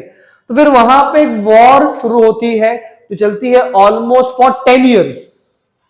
कितना साल? 10 साल तक पूरा वॉर चला वो, ठीक है। और अल्टीमेटली वो वॉर खत्म कब होता है? 1989 में, और ये वॉर में कौन हारता है? यूएसएसआर। रिमेंबर, अफगानिस्तान को हम बोलते भी हैं ग्रेवयार्ड ऑफ एम्पायर्स। क्या बोलते हैं उसको हम? Graveyard of empires. जिस किसी ने भी in the throughout the history कोशिश की अफगानिस्तान वाले एरिया को कब्जा करने, कैप्चर करने की, वो वहां से हारा भी है और उसकी पूरी पावर खत्म हो गई, इंक्लूडिंग अलेक्जेंडर द ग्रेट। तब से बात चल रही है, ठीक है। और सेम हाल किसका हुआ? यूएसएसआर का। बिकॉज प्रॉब्लम क्या है ना, जो ज्योग्राफी है अफगानिस्तान की, ठीक है, that Hindu Kush range, mountain range, बहुत हाई पीक्स, ठीक है, और वहां पर भी नहीं पता कब कौन कहां से बॉम्ब फेंक के भाग जाए तुम्हारे ऊपर, राइट। तो वहां पर वो लड़ ही नहीं पाए। क्यों? Because it was not a direct fight between what? USSR and USA. It was a fight between the USS and the locals. समझ में आया? और लोकल एरिया को सबसे बेस्ट कौन जानता है? लोकल्स। कहां छिपना है, कहां पे सेफ प्लेस होगा। इसलिए यूएसएसआर जीत नहीं पाया, उसको विड्रॉ करना पड़ा, ठीक है। और इसके विड्रॉ होते ही ऐसा हो गया, इतने रिसोर्स वेस्ट हुए कि यूएसएसआर भी टूट गया। क्या हो गया? यूएसएसआर भी टूट गया और 1991 में कोलैप्स। बिकॉज सी 10 साल वॉर लड़ना मामूली बात है क्या? It takes too much of resources. तो यूएसए पे पैसे बचे ही नहीं, वहां पे इकोनॉमी ऑलरेडी स्लो थी, पैसे नहीं है, ठीक है, और ऊपर से आप वॉर में इन्वॉल्व हो तो इकोनॉमी वीक हुई, ऊपर से पूरे वर्ल्ड में क्या गया सिग्नल कि हार के आए हैं। तो फाइनली क्या हो गया? यूएसएसआर का हो गया कोलैप्स। समझ में आया? ठीक है। तो ये थी भाई beginning and end of cold war. अब देखो इस एंड में एक और जो एलिमेंट था वो ये था, ठीक है, मैंने क्या बोला, जब ये लोग अफगानिस्तान में हार रहे हैं, ठीक है, तो जो इनके अंदर के लोग होंगे बात सुनेंगे उनकी क्या? नहीं। क्यों पता है? यूएसएसआर के अंदर भी कुछ प्रॉब्लम्स थी, ठीक है। प्रॉब्लम्स क्या थी पता है? Excessive centralisation of power. मतलब ये मानो भले ही 15 कंट्रीज पार्ट थी किसका? यूएसएसआर का, बट सब कुछ कहां से हो रहा था ऑपरेट? फ्रॉम रशिया, जो आज का रशिया है, ठीक है। तो एक तो सब वहां से हो रहा ऑपरेट, दूसरा यूएसएसआर की एक पॉलिसी थी, द पॉलिसी ऑफ रसिफिकेशन, ठीक है। भाई देखो आज कंट्रीज है, उज्बेकिस्तान, कजाकिस्तान, तजिकिस्तान, इन सबका अपना यूनिक कल्चर है, यूनिक लैंग्वेज है, ठीक है, और ये सब कंट्रीज पहले पार्ट किसका थी? यूएसएसआर का पार्ट थी, ठीक है। बट प्रॉब्लम ये था कि यूएसएसआर हर जगह पे सिर्फ और सिर्फ क्या इंपोज कर रहा था? रशियन लैंग्वेज, रशियन कल्चर, ठीक है। और इवन यूएसएसआर की जो नेबरिंग कंट्रीज थी कहां पे? याद है? ईस्टर्न यूरोप, हमने बात की भी शुरुआत में कि वहां की पॉलिटिक्स में इनका बहुत इंटरफेरेंस है। किसका? यूएसएसआर का, ठीक है। ये फैक्टर हो गया। इवन जब इनकी इकोनॉमी एकदम स्लो हो गई तो लोगों को कुछ खास जो फैसिलिटीज डेवलपमेंट नहीं मिल पा रहा था, राइट। और देखो जो भी कंट्रीज कम्युनिस्ट होती है ना, वहां पे अच्छा होता है सिर्फ एक चीज की, almost everything is free of cost. Education free of cost, health care free of cost, transport free of cost, but it comes on a one cost, cost of your freedom, cost of your freedom. Because communist countries में आपको freedom of speech and expression नहीं होता है। Because communist government क्या बोलती है बताए कि communist government is a government of people, so how you can oppose us? You can not, right. अब होता क्या था पता है कि जब ये यूएसएसआर के लोग वेस्टर्न वर्ल्ड को देते थे यूएसए को कि वहां के लोग बड़े फ्रीडम में है, उनके पास अधिकार है राइट टू प्रोटेस्ट करने का भी, बट हमारे पास कुछ है ही नहीं। तो इन सारे फैक्टर्स के कारण क्या हो गया, ठीक है, कि एक तो कंट्री के अंदर, और जो इवन कंट्रीज कौन सी थी? ईस्टर्न यूरोपियन कंट्रीज, इन्होंने भी अब अपनी आवाज उठाना स्टार्ट कर दी, ठीक है। और ये आवाज इसलिए उठा पा रही थी because USSR day by day क्या बन रहा था? वीक। बिकॉज वो कहां वॉर लड़ रहा था? बैठ के अफगानिस्तान के अंदर, ठीक है। और जब ये सब लोग नाराज हुए तो पूरे वर्ल्ड में उस टाइम पे यूरोप में ये सारे इवेंट्स हुए। कौन कौन से इवेंट्स? सॉलिडारिटी मूवमेंट कहां पे? पोलैंड में। वेलवेट रेवोल्यूशन चेकोस्लोवाकिया में। एंड सिंगिंग रेवोल्यूशन कहां पे? Baltic states, Estonia, Latvia, Lithuania. ठीक है, ये वो सारे एरियाज थे जिसके ऊपर पहले किसका इन्फ्लुएंस था? यूएसएसआर का। तो अब ये समझो ना यार कि कौन बनेगा इंडिया का पीएम, ये डिसाइड कर रहा है यूएसए आके इंडिया में। बर्दाश्त करेंगे हम लोग इसको? नहीं ना। सेम यूएसएसआर वो काम इन कंट्रीज में कर रहा था। ठीक है, तो मतलब यूएसएसआर की हर साइड से वाट लग गई।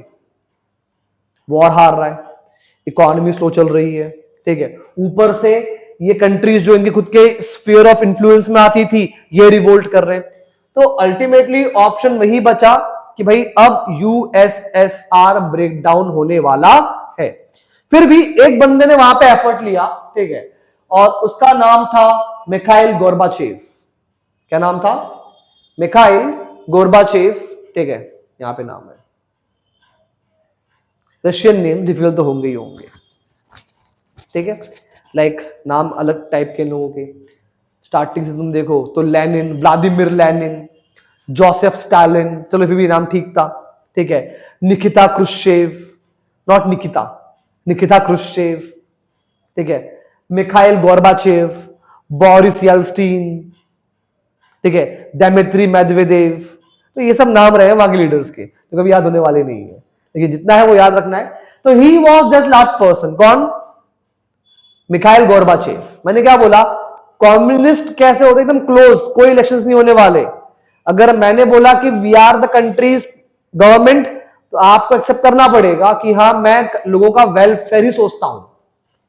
समझ में आया? मतलब ये मान लो technically they were dictators, they were what? Dictators. तो गोर्बाचेव ने क्या बोला कि भाई हमको रिफॉर्म करने की रिक्वायरमेंट है कंट्री के अंदर, अदरवाइज कंट्री टूट जाएगी। तो what he did, he introduce to platform reforms, glasnost and perestroika. कौन सा?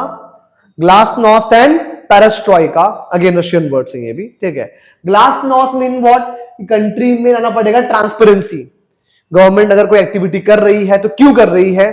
ठीक है, और दूसरा पेरेस्ट्रोइका मींस व्हाट? गवर्नमेंट को क्या करना पड़ेगा? हमको करना पड़ेगा मोर एंड मोर अकाउंटेबल। जो पावर हमने करके रखी है एक प्लेस पे सेंट्रलाइज्ड, क्या करो? इसको डिसेंट्रलाइज करो। ठीक है, स्टेट्स को पावर दो। बट अगेन तब तक देर हो चुकी थी। ठीक है, इसके रिफॉर्म करने के एक साल के अंदर अंदर क्या हो गया?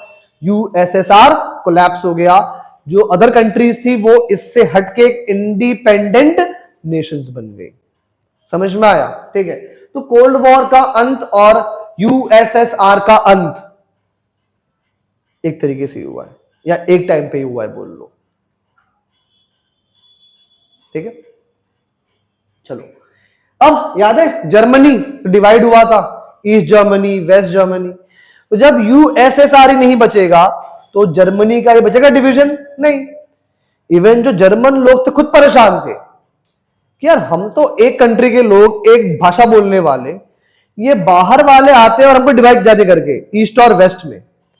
तो ये जो वॉल थी, बर्लिन वॉल, याद है? ब्लॉकेड। ठीक है, तो उस वॉल को ही गिरा दिया हम लोगों ने। ठीक है, और फिर जर्मनी क्या हो गया? यूनिफाइड हो गया। ठीक है, रीयूनिफाइड हुआ कब? 1990 में। क्यों? बिकॉज जर्मनी पहली बार भी यूनिफाइड कब हुआ था? 1870 में। और सेकंड टाइम यूनिफाइड कब हुआ? 1990 में। रिमेंबर, एग्जाम में सवाल ये आ सकता है जर्मनी के यूनिफिकेशन को लेके। ठीक है, दे में right Germany unified for a first time, और 4 ऑप्शन नीचे दिए होंगे। तो उस पॉइंट ऑफ टाइम पे याद रहे, फर्स्ट टाइम कब? 1870, सेकंड टाइम कब? 1989 बोल लो या 1990 बोल लो, that was a time period जब वो क्या हो गया? यूनिफाइड हुआ। ठीक है,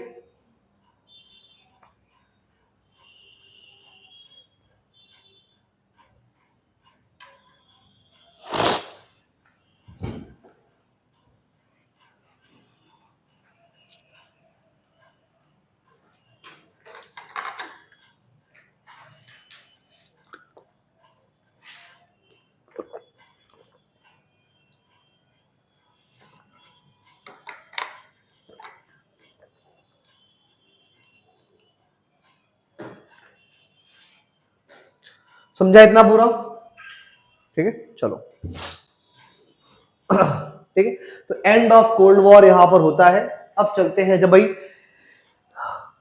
दो पावर में अब कोई बचा एक, ठीक है, तो क्या बोलेंगे इसको हम? The end of bipolarity. ठीक है, बिकॉज सी अगर हम बात करें पूरे वर्ल्ड ऑर्डर की, ठीक है, तो वर्ल्ड में हमेशा ये जो वर्ल्ड ऑर्डर रहा है, पावर किसके पास होगी? It has been like kept on changing. For example, एक पॉइंट ऑफ टाइम पे पूरे वर्ल्ड में जो मॉडल फेमस था वो कौन सा था? बैलेंस ऑफ पावर का। जहां पावर किसी दो कंट्री के हाथ में या एक कंट्री के हाथ में ना होके वहां पे 5-6 पावरफुल कंट्रीज हुआ करती थी, लाइक फ्रांस, ब्रिटेन, जर्मनी, ठीक है, ऑस्ट्रियन हंगेरियन एम्पायर, ये उस टाइम का ऑर्डर था। फिर जब कोल्ड वॉर स्टार्ट हुआ तो पूरा वर्ल्ड क्या बन गया? बाइपोलर। ठीक है, कि सिर्फ दो के पास पावर है, यूएसए एंड यूएसएसआर। बट जब यूएसएसआर भी नहीं बचा तो पूरा वर्ल्ड क्या बन गया? Unipolar, only single power in the world. कौन? United States of America. ठीक है, तो अब देखते हैं कि ये जब एंड हुआ बाइपोलैरिटी तो वर्ल्ड में क्या क्या चेंजेस आए। इवन सुना होगा 1991 में इंडिया में आए थे economic reforms known as LPG. सुना है? Liberalisation, privatisation and globalisation. ठीक है, तो almost sea changes of everything comes at a one go. ठीक है, और ये सारी चीजें इंपैक्ट इसी से हो रही थी बिकॉज पूरा वर्ल्ड क्या बन गया? अब यूनिपोलर। ठीक है, जो कंट्रीज पहले कम्युनिस्ट थी अब वहां पे डिमांड किसकी हो रही थी? डेमोक्रेसी की।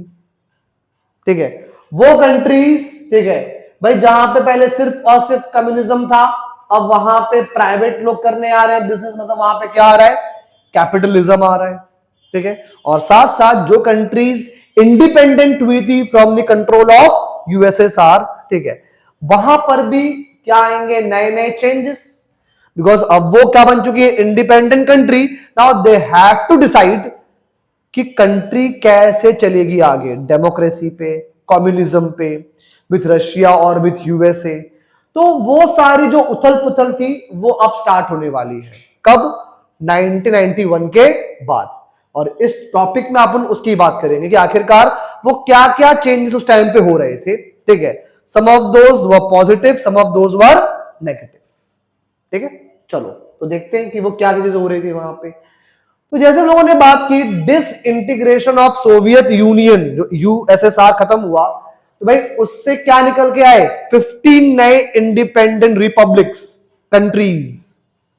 ठीक है, पहली चीज। दूसरा भाई कम्युनिस्ट पार्टी का जो मोनोपोली था, मतलब ये मान लो कि रशिया खुद नहीं बचा क्या as a communist country, communist party ही ऑलमोस्ट वहां पे क्या हो गई? ओवर, मतलब कंप्लीट ओवर नहीं हुई बट ये मान लो 91 के बाद रशिया में क्या आ गया?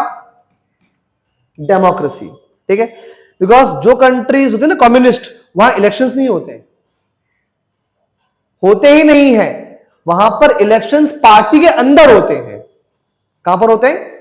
पार्टी के अंदर। तो जहां जहां पे कम्युनिस्ट गवर्नमेंट्स होती हैं हम बोलते हैं वहां पे वन पार्टी रूल। क्या बोलते हैं उसको हम?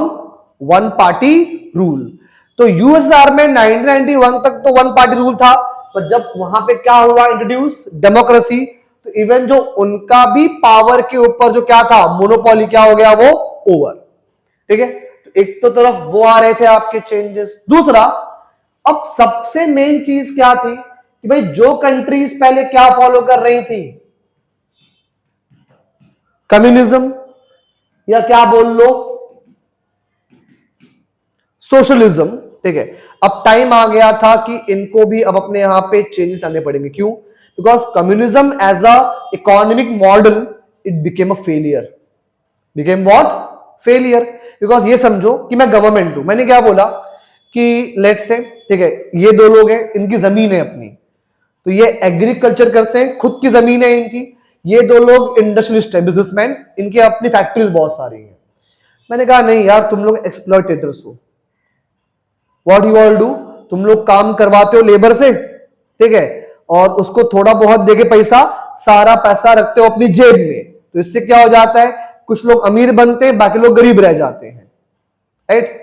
तो मैं आया उस टाइम, मैंने बोला कि नहीं, इस कंट्री में अब सब कुछ गवर्नमेंट ओन करेगी, मतलब तुमसे तुम्हारी जमीनें और तुम्हारी फैक्ट्रीज मैं छीन लूंगा जबरदस्ती,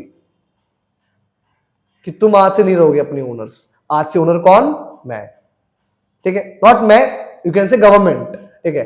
और गवर्नमेंट किसकी है, पब्लिक की, बिकॉज मैंने पब्लिक के इंटरेस्ट में क्या किया, सब कुछ अपने अंडर कर लिया, गवर्नमेंट के अंडर कर लिया, ठीक है।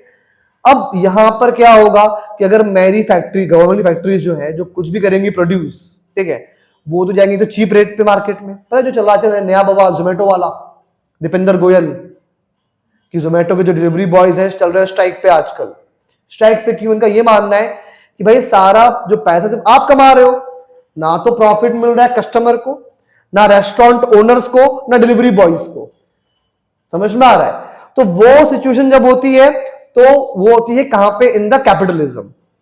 मैं बोला कि नहीं नहीं, अब क्या लगेगा मैं आपको यहां पे इक्वालिटी, कि कस्टमर को मिलेगा सस्ते रेट पे चीजें, जो लोग काम कर रहे हैं उनको मिलेंगी प्रॉपर सैलरी, और हर किसी का इंटरेस्ट का ख्याल रखा जाएगा, ठीक है, सब चल रहा है अच्छे से। बट वही बात है ना, मैंने क्या बोला, सब काम अकेला मैं करेगा, गवर्नमेंट, मतलब मार्केट में नो कंपटीशन। अब विदाउट कंपटीशन कभी कोई आगे बढ़ पाया आज तक?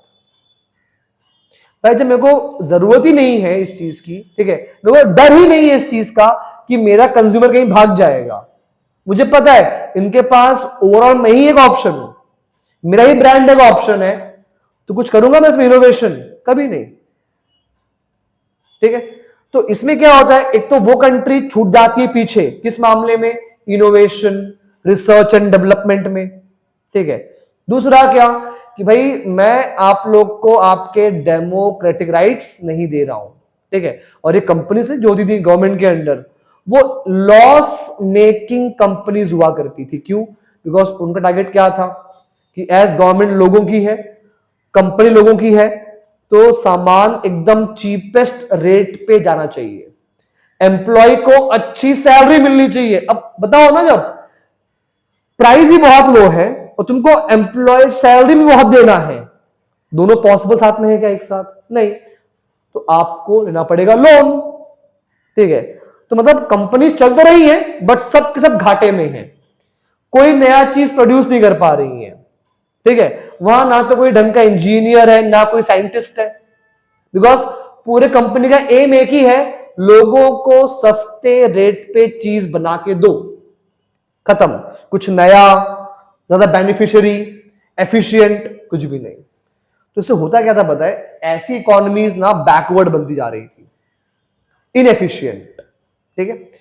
तो जैसे ही, और होता क्या था, जो इनको थोड़े बहुत पैसे आते थे, वो पैसा इनको यूएसएसआर अपने साइड से भेजता था कि लो चलाओ अपनी कंट्री। अब तो बचा ही नहीं, कौन? यूएसएसआर, ठीक है। तो अब जो नई कंट्रीज जो थी ये भाई, जिनको अब सपोर्ट था ही नहीं किसका, यूएसएसआर का, ठीक है, तो भाई इनको अब क्या करना पड़ेगा, अपने यहां पे कुछ चेंजेस, जैसे यूएस और पाकिस्तान। तो लाइक जो पाकिस्तान है चलता है भीख के ऊपर, अगर कल को यूएस ही ना बचे, कोई भीख देगा उसको जाके? नहीं। तो कल को बोलेगा पाकिस्तान जय श्री राम ही बोलेगा वो, if they have to get money from India. समझ में आ रहा है? जय हिंद सब बोलेगा वो जाके। कश्मीर को साथ देखे जाएगा, बोला सर आपका ही है कश्मीर, क्या बोलो तो कराची हो, लाहौर भी देखे जाए साथ में आपको, वो वाला मामला है, ठीक है। तो जब आपका स्पॉन्सर ही नहीं बचा, तो even you have to bring some changes, ठीक है। अब इस चेंज के लिए आपको क्या चाहिए? पैसा। और ये पैसा कौन देगा आपको? IMF and world bank.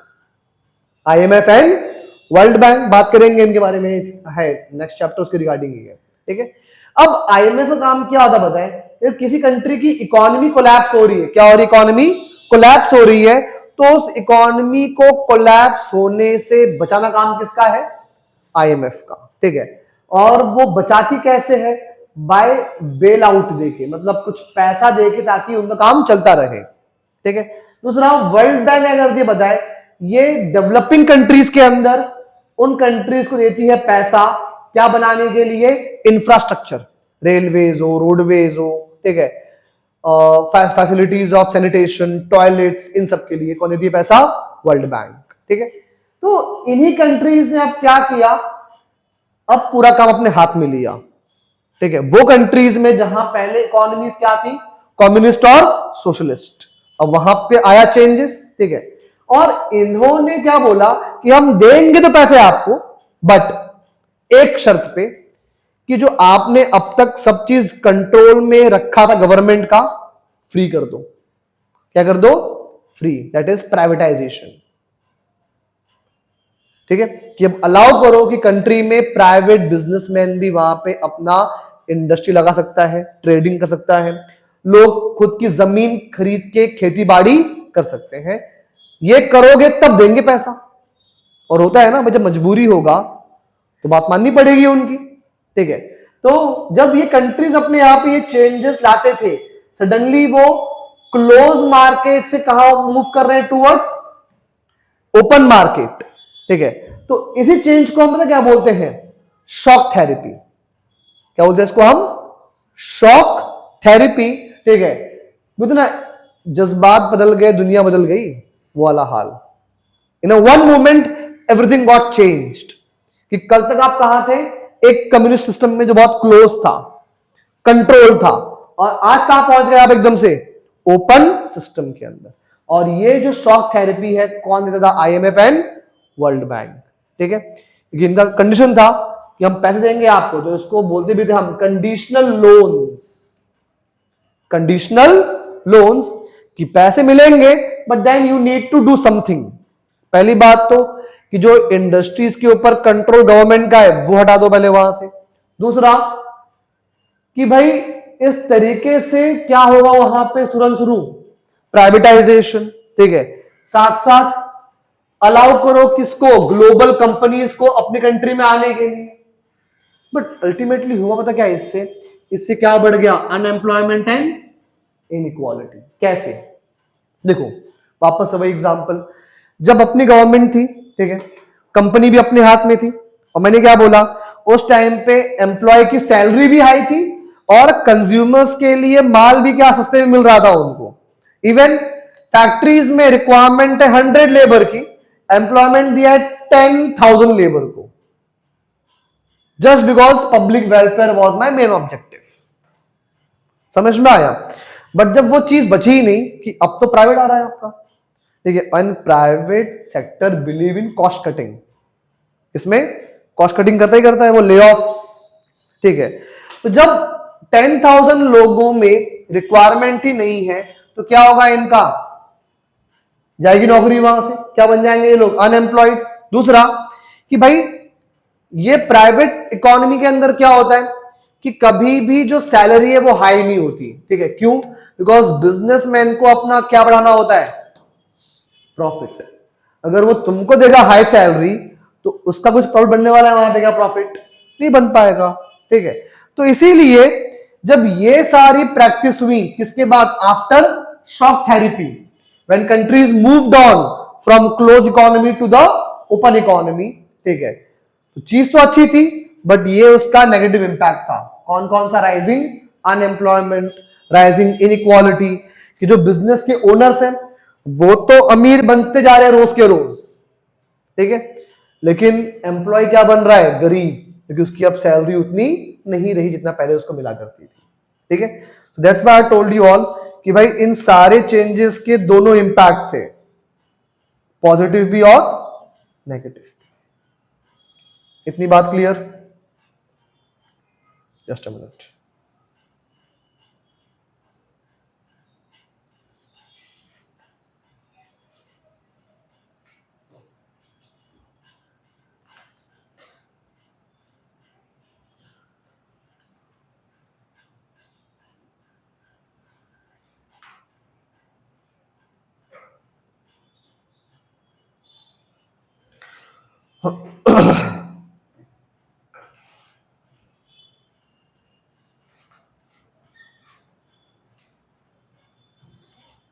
ठीक है, चले आगे।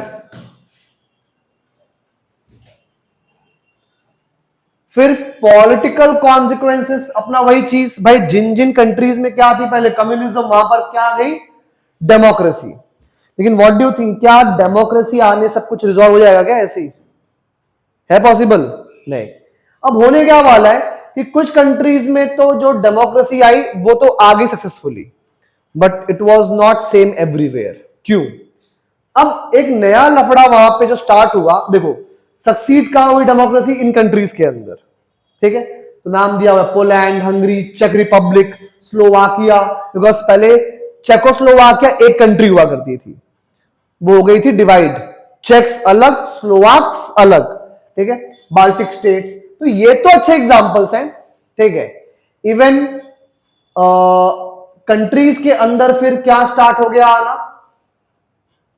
कॉन्फ्लिक्ट, ठीक है। अब ये कॉन्फ्लिक्ट आए क्यों? देखो अब तक क्या था पता है, ये कॉन्फ्लिक्ट मोस्टली उन्हीं एरियाज में आए जहां पहले किसका रूल था? यूएसएसआर का। तो उस टाइम पे क्या था ना, यूएसएसआर ने बहुत प्रमोट किया था इस आइडियोलॉजी को। कौन सी वाली? कम्युनिज्म, ठीक है। ये मान लो for example I am from UP, Akshay from Haryana, ठीक है, and you both are from Maharashtra, ठीक है। चलो माना कर्नाटका से, फॉर एज ऑफ नाउ हम चार लोग अलग अलग प्लेस से हैं, हमारा कल्चर, लैंग्वेज सब अलग है, हमारा बिलीफ भी अलग होगा। बट मैं ये बोलूं कि यार अगर हम सब एक पार्टी में आ जाए, कौन सी? कम्युनिस्ट पार्टी, जिससे गरीबी दूर हो जाएगी, देश में बढ़ेगा, एम्प्लॉयमेंट बढ़ेगा, लोगों को हर चीज सस्ते रेट पे मिलेगी। क्या करेंगे हम लोग उस पॉइंट ऑफ टाइम के लिए? जो अपने डिफरेंसेस को भुला देंगे वहां पे और साथ में आगे एक पार्टी बना लेंगे अपनी। तो वो था कब तक? जब तक क्या था यूएसएसआर, कि उन्होंने एक आर्टिफिशियल आइडियोलॉजी के थ्रू सबको मिला के रखा हुआ था। लेकिन जब वो आइडियोलॉजी ही नहीं बची, राइट, तो अब क्या हम चार के बीच पॉसिबल है यूनिटी? नहीं। अब हम लड़ेंगे किस नाम पे? धर्म के नाम पे, अपने लैंग्वेज के नाम पे। और वो अराइज हुआ भी कहां पे? एक तो with in the Russia itself, एक है यहां पे कौन सा? चेचन्या, ठीक है। लाइक रशिया भी किसका विक्टिम है?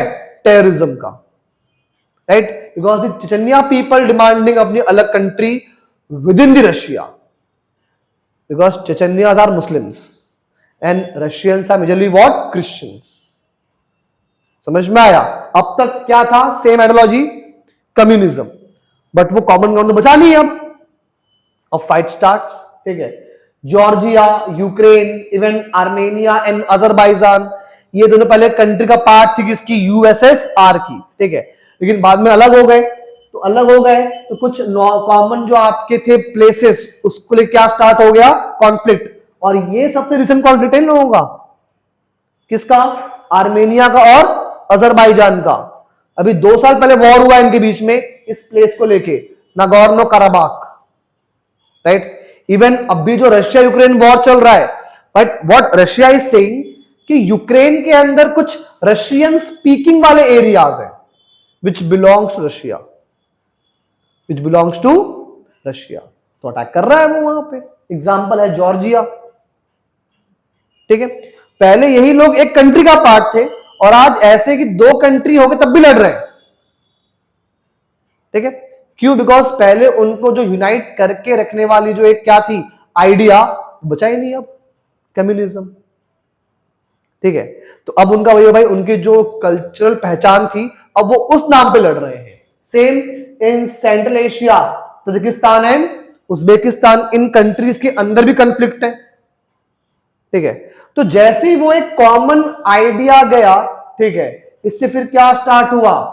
एक्चुअल में इसको बोलते भी हैं सिविलाइजेशनल क्लैशेस। क्या बोलते हैं? Civilisational clashes. कि लोग पहले क्या थे? 2 आइडियाज में बटे हुए थे, कैपिटलिज्म एंड कम्युनिज्म, तब तक ठीक था। लेकिन जब वो दोनों आइडियाज का रिलेवेंस खत्म हो गया, तो अब लोगों ने बोला कि यार कुछ तो नया लड़ना पड़ेगा, अब तो धर्म के नाम पे, लैंग्वेज के नाम पे, फिर स्टार्ट की करना फाइटिंग इन लोगों ने, ठीक है। तो वो जो चेंजेस आए 91 के बाद, yes we had some successful examples ये वाले, but not all examples are successful one, ये यहां पे ध्यान रखना, ठीक है। फिर इसके बाद देखो यहां पे दिया हुआ है कि ओवरऑल किन किन कंट्रीज में कैसी कैसी बात बनी। लाइक ईस्टर्न यूरोप में क्या स्टैब्लिश हुआ? स्टेबल बन गए democracies. Central Asia, Tajikistan, Kazakhstan, यहां पे क्या बन गई? अथॉरिटेरियन रिजीम्स, डिक्टेटर्स, ठीक है। और कॉकेशस वाले रीजन के अंदर क्या स्टार्ट हो गई? Ethnic conflicts. तो 1991 के बाद जो ये चेंजेस आ रहे थे उनका ये एक पूरा मिक्स इंपैक्ट था। अब ये तो बात हो गई भाई इंपैक्ट ऑन ओवरऑल वर्ल्ड। अब आता है impact on India Russia relations. भाई पहले यूएसएसआर हमारा दोस्त हुआ करता था, पूरा यूएसएसआर, ठीक है भाई। आफ्टर दी डिसइंटीग्रेशन यूएसएसआर की जहां जहां पावर थी वहां कौन आ गया? रशिया। और जब तक यूएसएसआर था भाई इन्होंने तो हमको क्या दी हुई थी? सिक्योरिटी की गारंटी दी हुई थी। और ये थे भी इतने बड़े कि हमको था भरोसा इनके ऊपर कि कल को कुछ भी होगा तो बचाने आएंगे ये लोग हमको, और हुआ भी था भाई। 1971 में इंडिया एंड यूएसएसआर ने फ्रेंडशिप पैक्ट साइन किया या फ्रेंडशिप ट्रिटी। उसमें यह बोला गया कि कोई भी कंट्री अगर इंडिया पे अटैक करता है यूएसएसआर आएगा बचाने के लिए इंडिया को। इतनी तगड़ी बॉन्डिंग, ठीक है। इवन हमारा जो न्यूक्लियर प्रोग्राम स्टार्ट हुआ शुरुआत में, सपोर्ट किसने दिया? यूएसएसआर ने। हमारा स्पेस प्रोग्राम शुरुआत हुआ, सपोर्ट किसने दिया? यूएसएसआर ने, ठीक है। और हम बड़े मजे में थे, ठीक है। मैं कहा यूएस पाकिस्तान ये जो पूरा था ना एक पूरा ग्रुपिंग, इससे बचाने के लिए हमने किस पे ट्रस्ट किया? हमेशा यूएसएसआर पे, ठीक है। बट आफ्टर 1991 यूएसएसआर बचा क्या? नहीं। क्या बचा? एक कंट्री जो यूएसएसआर से क्या था? बहुत कम पावरफुल था, लेस पावरफुल, लेस रिसोर्सफुल, ठीक है। बट फिर भी हमने अपना जो रिलेशंस था उसको मेंटेन करके रखा, नॉट दैट इंटेंसिव जो एक टाइम पे हुआ करता था। एक टाइम पे तो ऐसा था इंडियन आर्मी, एयरफोर्स, नेवी, तीनों के अंदर you just can find the Russian origin weapons only, ठीक है। अब तो खैर डाइवर्सिफाई किया हम लोगों ने, ठीक है। तो अब अगर हम बात करेंगे अब कैसा है हमारा relation, see in every field we are right now cooperating. देखो नॉर्मली इंडिया रशिया का 3 फील्ड में है cooperation: space, defence and energy. Space, defence and energy, ठीक है। डिफेंस में it used to be highest, आजकल है इनटू एनर्जी, बिकॉज इंडिया क्या इंपोर्ट कर रहा है? क्रूड ऑयल रशिया से। अदरवाइज हमारा सबसे मेन एरिया कौन सा है? डिफेंस कोऑपरेशन का। एग्जांपल अगर हम बात करें भाई, इवन आज भी रशिया क्या हमारा? लार्जेस्ट, ठीक है। नॉट होलसम बट स्टिल अभी भी क्या है? ये लार्जेस्ट। लाइक अभी रशिया है, इजराइल है, फ्रांस है, यूएसए, ये 4 कंट्रीज हमारी मेन वेपन सप्लायर्स है as of now. But even अभी भी ओवरऑल देखा जाए तो किसका हाईएस्ट शेयर बनता है? यहां पे रशिया का। और कौन कौन से वेपन्स या वो इंपॉर्टेंट एरिया से, लाइक एक फाइटर एयरक्राफ्ट सुखोई आपका 30 जो है, one of the most advance aircraft of Indian air force, हमने कहां से बाय किया? From Russia. और रशिया ने तो हमको ये भी नहीं बोला कि भाई हम बेचेंगे, रशिया ने हमको पूरा दे दिया टेक्नोलॉजी कि तुम बनाओ अपने कंट्री के अंदर, इसको बोलते टेक ट्रांसफर, ठीक है। इवन इंडिया रशिया ज्वाइंटली क्या बनाया है? ब्रह्मोस और S-400 डिफेंस सिस्टम जो इंडिया ने खरीदा है और अभी भी आ रहा है उसके missiles, it's a air defence system. ये शो करता है कि भाई आज भी हम क्या कर रहे हैं? कोलैबोरेट कर रहे हैं ऑन डिफरेंट इश्यूज, ठीक है। Same goes to your what? Space cooperation. पता है जो जाने वाला है अपना मिशन, कौन सा वाला? गगनयान मिशन, इंडिया का पहला मैन्ड स्पेस मिशन, कि पहली बार इंडिया ह्यूमन बींग्स कहां भेज रही है? स्पेस में, अपने साइड से गए हैं इंडियंस, लाइक राकेश शर्मा नाम सुना होगा, first Indian astronaut to visit space. But वो गए थे कहां पे? रशियन स्पेस मिशन पे गए हुए थे, नॉट थ्रू इंडिया। इंडिया अपना प्लान कर रहा है कौन सा? गगनयान। और इसके लिए पूरी ट्रेनिंग है वो कौन दे रहा है इस समय?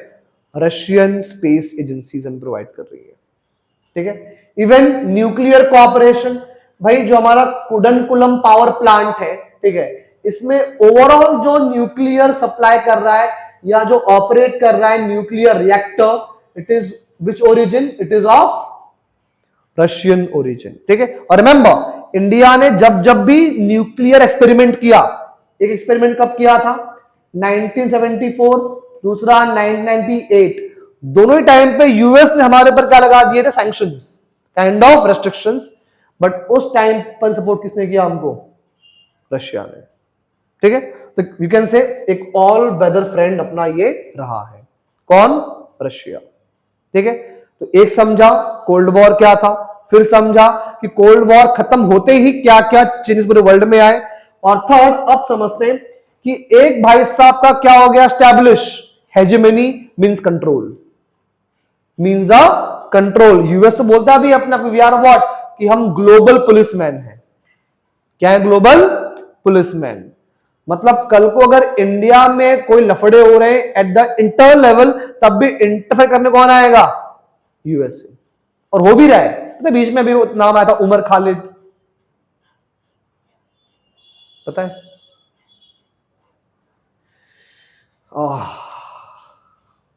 कौन है उमर खालिद? उमर खालिद, शर्जिल इमाम, हाँ, जेएनयू के स्टूडेंट्स। थैंक यू, एटलीस्ट इतना तो पता है भाई साहब। टेररिस्ट है, तुम्हारा होमवर्क है ना, तुम्हारा होमवर्क है ये। इसके बारे में थोड़ा देख के आओगे कि बहुत डीप रिसर्च नहीं करना, बस देख के आओगे क्या कंट्रोवर्सी है पूरा regarding to Umar Khalid and Sharjeel इमाम।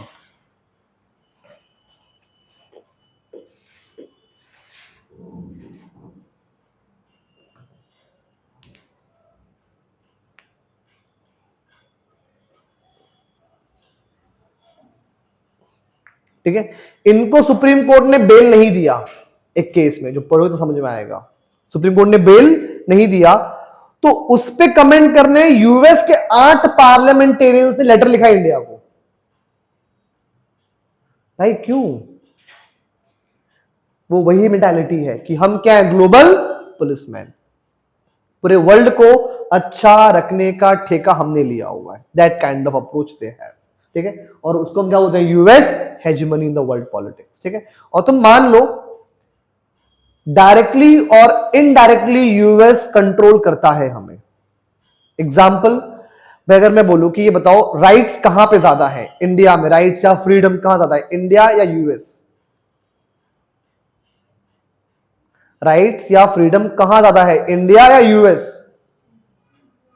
हाँ, ऐसा देशभक्ति नहीं, एक्चुअल वाला बताओ, मन में क्या है रियल वाला सोच के, नॉट देशभक्ति। क्या है तुम्हारा परसेप्शन? कुछ भी नहीं है, छोड़ो दे भाई, चलो आगे चलते हैं, ठीक है। भाई हमारे यहां तो भाई अगर आप बोलो कि इंडिया, तो लोग क्यों भाग रहे हैं यूएसए? इतना लोग पीछे पड़े ना भागने के, यूएसए का वीजा अप्लाई कर रहे हैं, ट्रम्प मना कर रहा है कि मत आओ, ठीक है। तो क्यों? कुछ तो कारण होगा ना।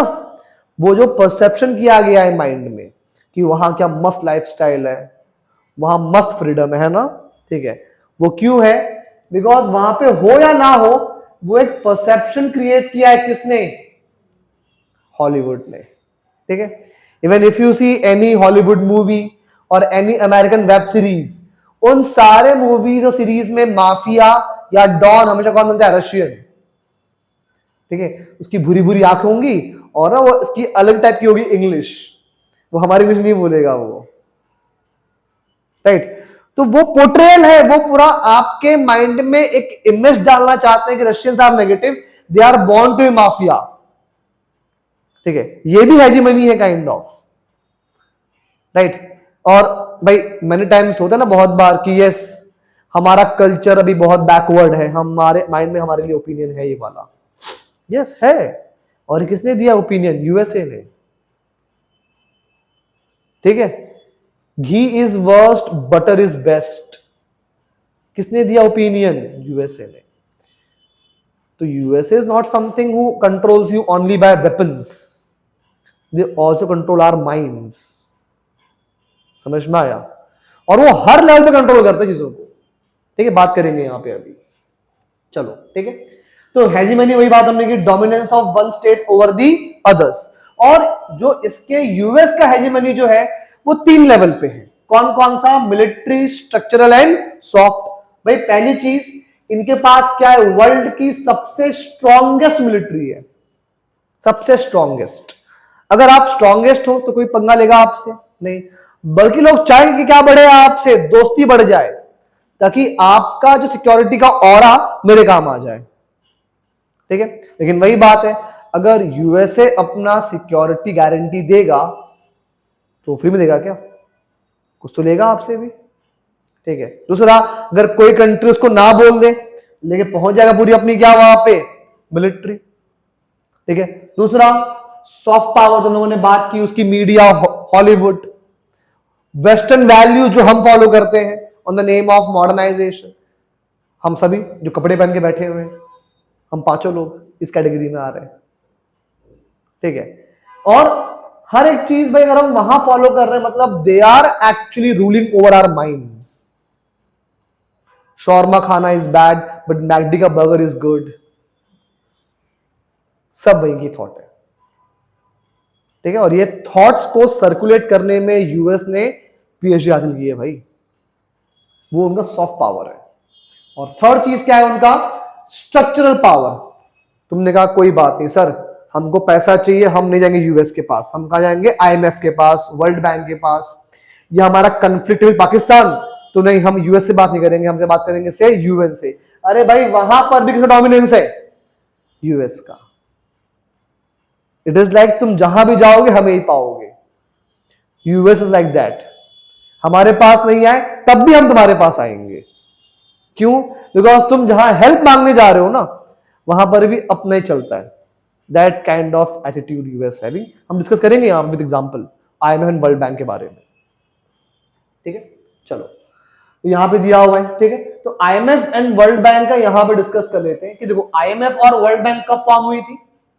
1944 में। ठीक है, इन्हें क्या बोला गया है? Bretton Woods institutions. क्या बोला गया है इन्हें? Britain Woods institutions. बिकॉज ये एक प्लेस है, एक होटल है, जिस मीटिंग में ही दोनों फॉर्म हुई थी। ठीक है, इनका पर्पस क्या है डिस्कस किया हमने ऑलरेडी, राइट। अब याद है 1991 के बाद जो कंट्रीज स्विच कर रही थी from close economy to the open economy, shock therapy, उन्हें पैसे चाहिए थे। वहां पे पैसे कौन दे रहा था? IMF and world bank. और भाई वो आईएमएफ और वर्ल्ड बैंक जो है, ठीक है, वो अल्टीमेटली काम करते कैसे हैं? उनमें भी किसका डोमिनेंस है? डोमिनेंस है किसका? यूएसए का। किसका डोमिनेंस है? यूएसए का। क्यों? बिकॉज सी वर्ल्ड बैंक और आईएमएफ दोनों क्या फॉलो करते हैं पता है? Quota system. क्या फॉलो करते हैं? Quota system. Means what? For example अगर आप बात करो यूएन, यूनाइटेड नेशंस के बारे में, ठीक है, इसमें क्या होता है ना भाई, इसमें 193 मेंबर्स है and all the members have equal voting rights, one member one vote on any issue. But IMF और वर्ल्ड बैंक में ऐसा नहीं है। आईएमएफ और वर्ल्ड बैंक में ऐसा है, जो कंट्री जितना पैसा दिया हुआ है उसके पास उतना वोटिंग पावर होगा। That is called your quota. ठीक है, अगर 100 रुपीज का पूरा कोटा है आईएमएफ का, और अगर उसमें 20 रुपए किसने दिए हुए हैं? यूएस ने, तो 20% वोटिंग राइट किसके पास हो जाएगी?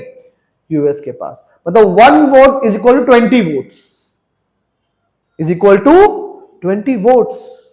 मतलब अगर लेट से हमारी कंट्री है, हमें लोन चाहिए फ्रॉम आईएमएफ, हम गए वहां पे, बट हमारी बनती नहीं विद यूएसए, हमारा लोन पास होगा ही नहीं वहां से।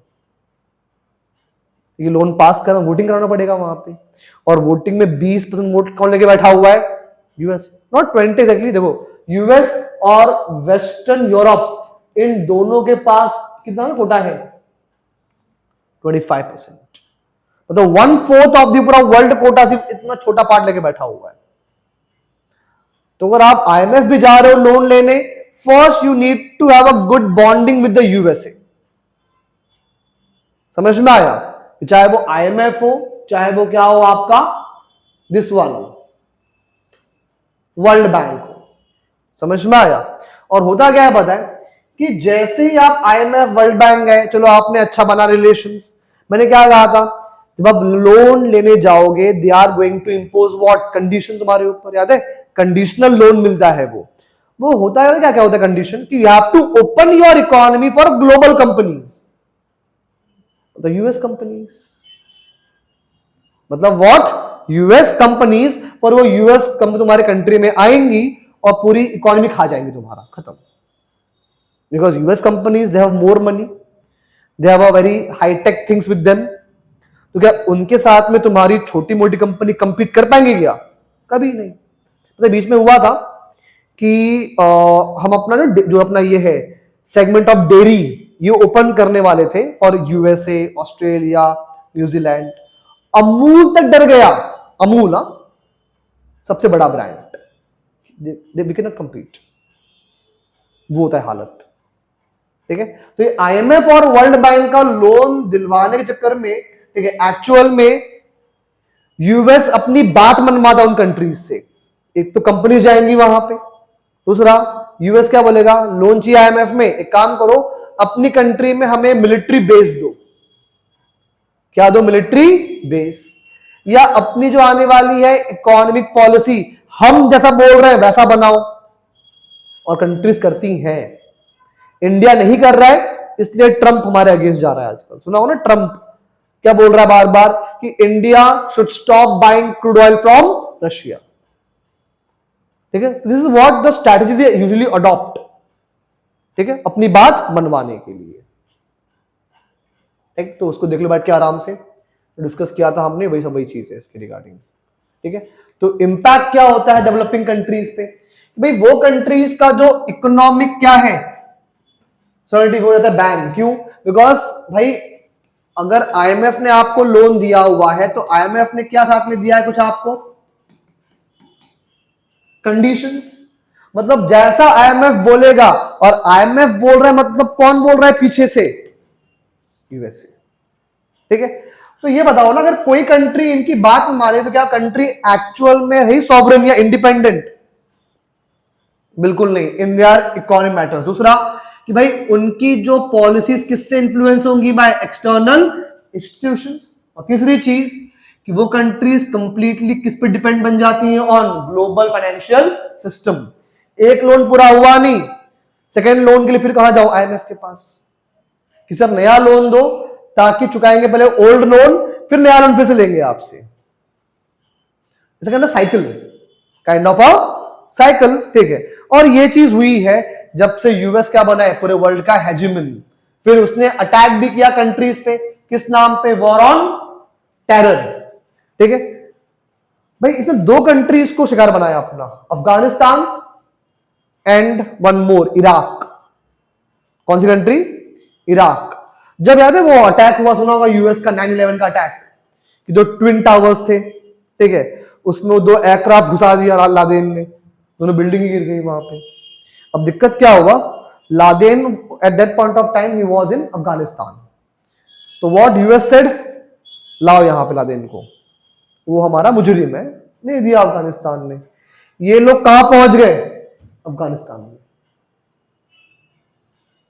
पहले पाकिस्तान में उनका वही पुराना फ्रेंड तो भीख पे जीता है, वो वहां गए, पैसे दिए, वहां से का एंट्री मार ली अफगानिस्तान में, ठीक है। तो यहां पर इशू एक्सप्लेन किया है मैंने यहाँ पे कि यूएस की जो फोर्सेस थी वहां पहुंच गई, ठीक है, क्योंकि जो अटैक हुआ था 9/11 का, बिकॉज ऑफ दैट, ठीक है। और 20 साल तक वॉर किया, 20 साल तक। और इस 20 साल में यूएस ने वहां पर जो तालिबान गवर्नमेंट थी पहले, तालिबान तो अभी भी है, पहले भी थी, 1996 से लेकर 2003 तक तालिबान तब भी था, तालिबान को हटाया, डेमोक्रेसी के नाम पे एक बिठाया पपेट को, हामिद करजई।